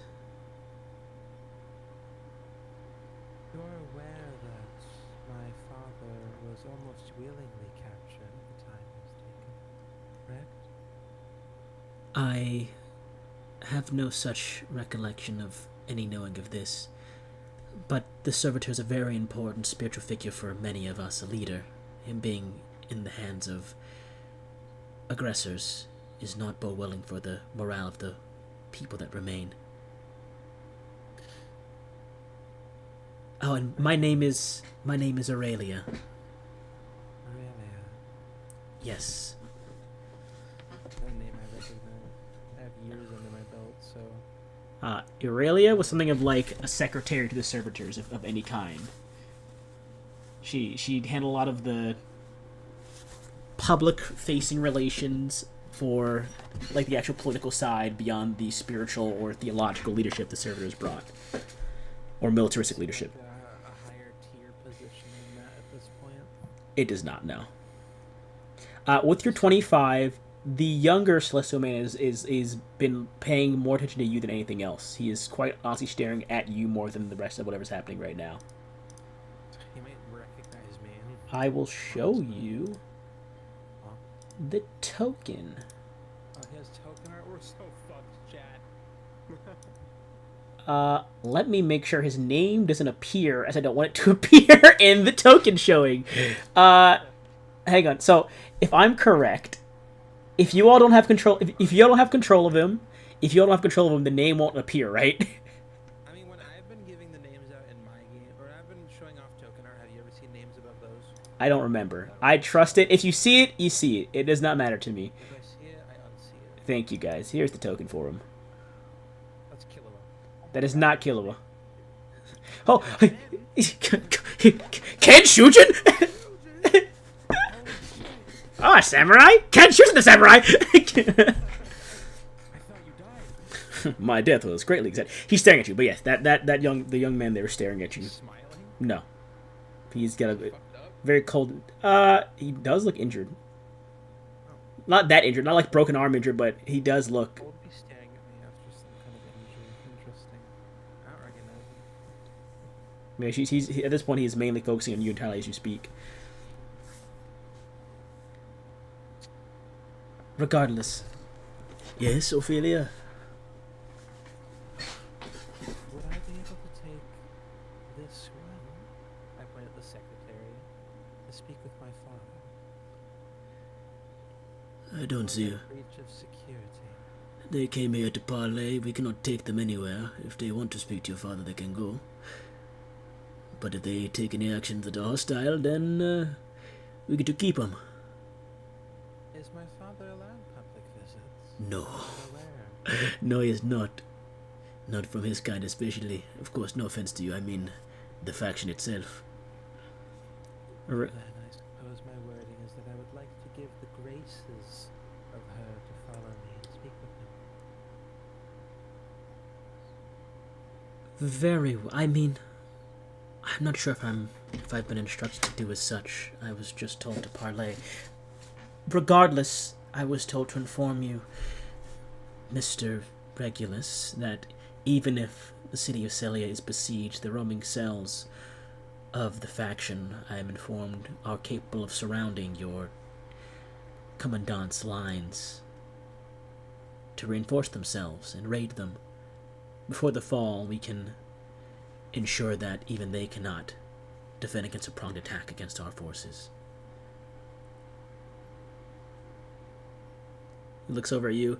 You think if she goes to see your father, they can, broker peace through discussions?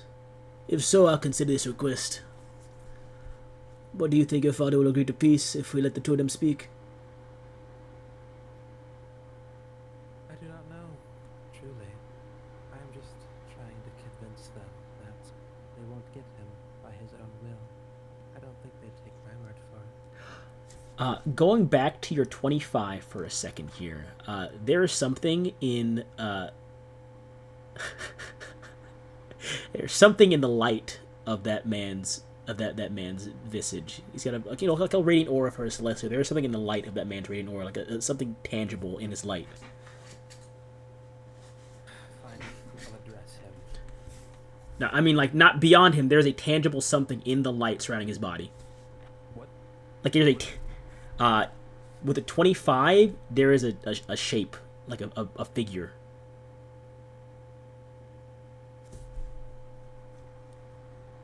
Like standing in the light surrounding this person's body, this young man's body. That's actually great.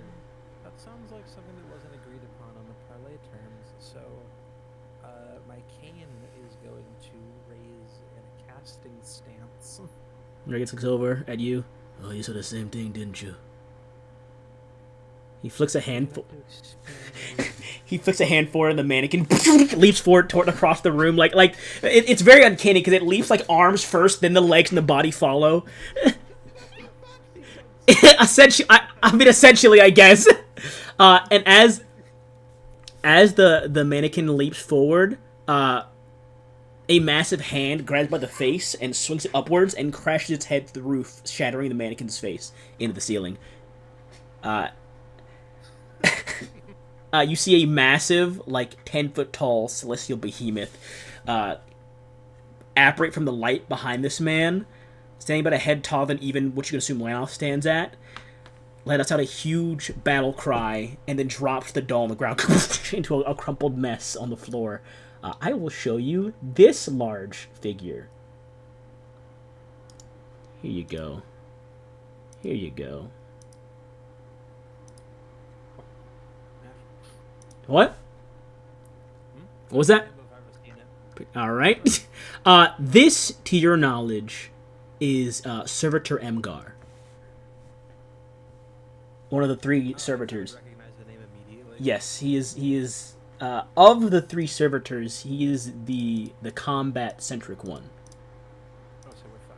He is not actually, but I mean, in this room currently, from your memory of Servitor Emgar, he's like the battering ram for the renegades that can and will crush most mortal men, because it's rumored, or at least not even rumored. It's borderline confirmed that he seems to be nearly indestructible and immune to most physical damages.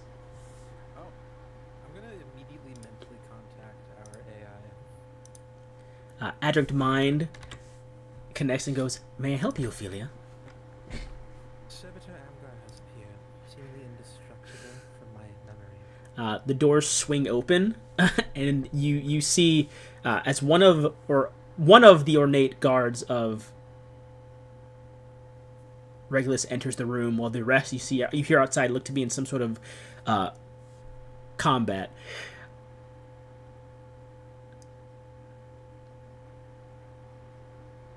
Regulus looks to you, and with your passive insight, he has full faith in you that you can get them out of the situation. His mannequin is dead. He has full faith in you right now. Oh my goodness. He looks as he leans back with the mannequin. He goes, "My condition is that your hidden friend lives alongside you, Miss Aurelia. If you want your friend here to stay," points to the boy, "he can remain, but I don't think I'd like you or him here anymore."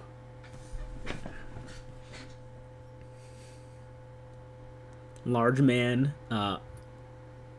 moves behind Regulus in the blink of an eye, and then just stops there. "Ophelia, I leave the negotiations to you, as it looks to be another servitor is present, and I believe this is your jurisdiction of yes, your jurisdiction to discuss things." He leans back. "I have full faith in you, Ophelia. Do not fail me, please." Would you like to explain why you're here?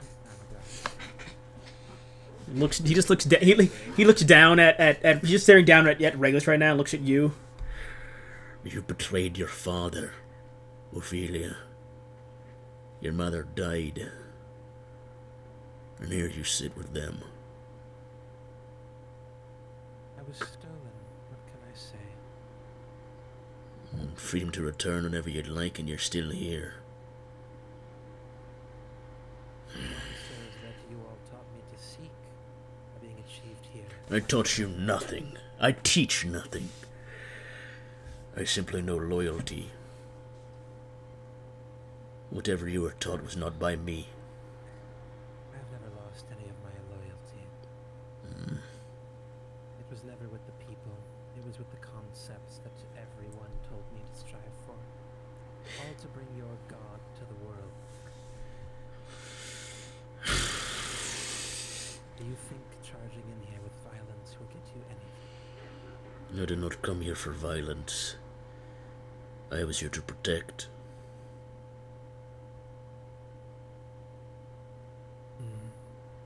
You see Aurelia raises a hand to try and calm the situation. "I cannot command one of higher station than myself to leave alongside I. However,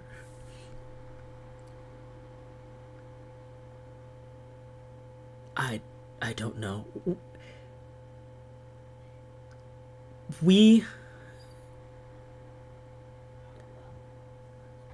She looks over at Amgar. "If you'd be so kind, the young boy this time speaks. "Amgar, you will leave when Aurelia leaves." He bows his head. "As you speak it shall be." He stomps back around the other side of the table. "And I will remain while we deliberate on peace. Are these terms acceptable to..." Looks to you, Ophelia. "You. And to you," and looks to Regulus.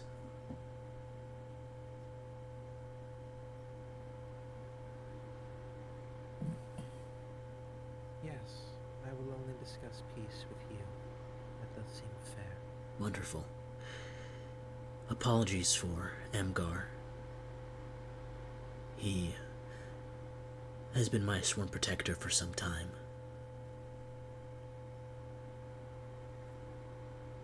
I don't recognize you. I tend to recognize all of them. I came after you.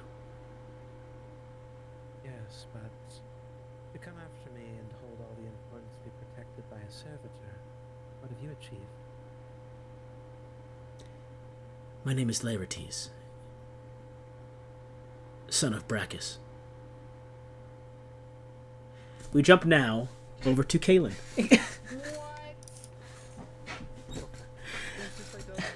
Shut up! Kaelin, you depart back to the Deadlands. When you arrive back at your citadel, logistic commanders are already in the process of calculating time to arrive in the combat zone and preparing troops for deployment. As the citadel moves closer towards the operation area, you see down in the canyon you intend to approach flashes of combat and magic streaking across the terrain. The Lance of Judgment is currently being bombarded on all sides. Their defensive forces scattered around it. They appear on their last legs, their units spread thin. The forces of the research outpost are outside assisting in the defense. At the Citadel's back, a few dozen miles above the cliffside, is said research facility. Its own defenses cascading down fire into the battlefield below. There is still time to fight. And as you arrive, you are given the understanding that there are more than 500,000 Aegis soldiers down there, 500,000 or so, deployed on this front. And how you approach this will be determined. Next session, we jump now to Clive. You thought it'd be easy? I'll do one better, Devin. I will show you the map while I'm at it, so you can get a good gauge of it. For the first, this is the only time this is going to be like this as well, Devin. Usually, each token represents 100 on this map. On most maps, on this map in particular, each token is 10,000. These large objects here, you're not sure what they are, but this is what you would see relatively as you approach the battlefield. Sure. We jump now to Clive. Shut up. God, you're annoying. Clive. Yes, it is. You arrive at your home late in the evening. What is...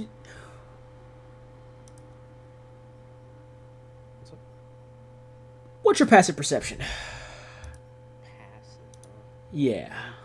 23. Okay. Oh, Divine missed all that? That's crazy. I know he said BRB, but he missed. He just missed. He missed. We'll come back to it. We'll get back to it. We'll get back to it. 23. Clive. 1 second here. You said 23, right? Yes. Oh, shit. You enter your home late this evening.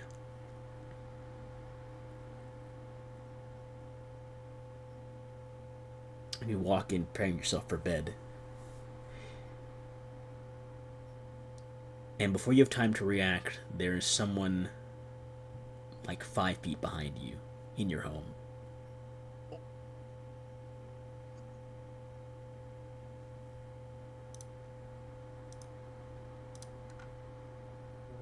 No, not my boy Clive. Behind me. There's someone behind you. They say your name. What are you doing? What are you doing this moment? I'll say this. What counts as surprise round technically, if surprise round still existed? But what do you say or do before that happens? They do all. Feeling a presence behind me. I was like, this isn't right. They speak. Clive. We haven't met before, have we? Does, I'm not gonna lie. You turn over your shoulder and see this. Verge of truth. You see this woman here. Oh. See, she has her hand on like a looks to be a weapon on her hip, but she's not drawn it. We haven't met before. I know you don't know who I am.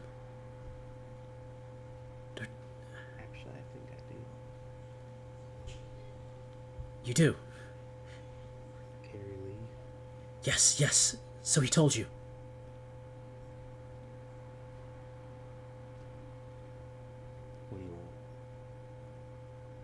What do you mean, what do I want?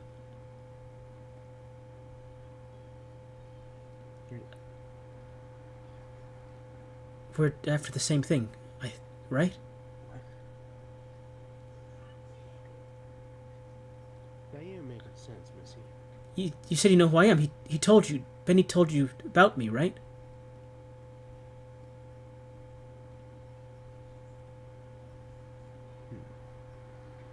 No, I heard your name after that. Oh. Oh, I see. Clive like pinches the bridge of his nose. He's like, so. I- What the fuck, Will?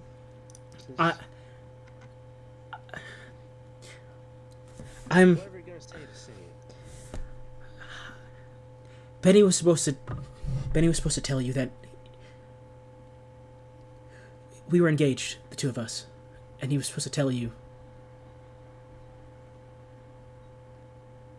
Clive's just actually dumbfounded. That's not why I'm here. That's not why I'm here. That's not why I'm here. I know. I came to see what kind of man you were. To see if I don't know. It's dumb. I know you didn't kill him, but I had to see who you were. I had to meet you face to face. That's funny. I thought you were the one who killed him. What? The fuck are you talking about?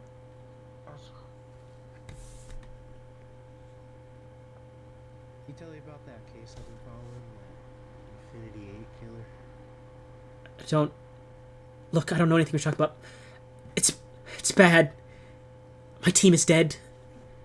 We're trying to figure it all out.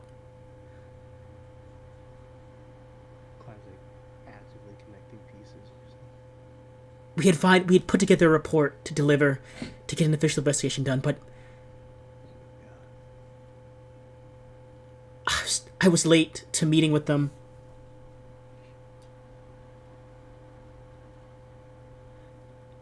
I need your help, Clive. I don't know what to do. Roll insight. 23. Yippity-dee. Let's roll this. Cool. You flip the script on. So what is the insight for? For lack of a better term, is she being like for real? Is she looking for my help? Was she She is telling the truth? panicked and paranoid. Because everything she was building up to find out what happened to Benny is dead in a backyard somewhere. Oh shit. Or missing for whatever documents you watched that person take off the table. All roads I've been following have led to locked doors and dead ends. Nothing makes sense, and I don't know why. It's like there's intentionally something being left for me to find, but that something just leads to nothing masked as another lead. And when we finally began to put pieces together, maybe we got too close. I don't know what we found though. There was so much. What'd you find? Let's take a deep breath here. There's someone in the ministry pulling the strings. I mean, of course that sounds dumb. I'm in the ministry. My team was all in the ministry. Clive's just gonna. Someone in the ministry is playing. I don't know if they're playing both sides, but every time. They have to have access to sensitive information. Someone from intelligence has to be feeding them information, or they have to be in intelligence, or they have to be someone high ranking. A night or two ago by now. And Clive's just gonna give her the entire rundown again of what happened that night he saw the person that played Dr. Mask. So we're in this together then. Yeah. Seems like it. Can I trust you? I know Benny trusted you, and it sounds dumb to ask, but I can't trust a lot of people anymore. Clive's just gonna take out that wooden bullet. If you really were his fiancée, I trust you with my life.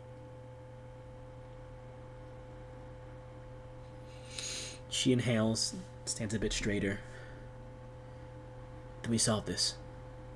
For Benny. Cloud will hold out his hand for a handshake. Yeah. For Benny. She slowly reaches out and grabs your hand. And that is where we end tonight's session. Son of a bitch. I thought I was gonna have to throw it out. I'm not gonna lie. I was like, alright, what's the game plan? How am I kicking ass? You're the only person I probably so far know who didn't, when someone prepared behind them, don't go.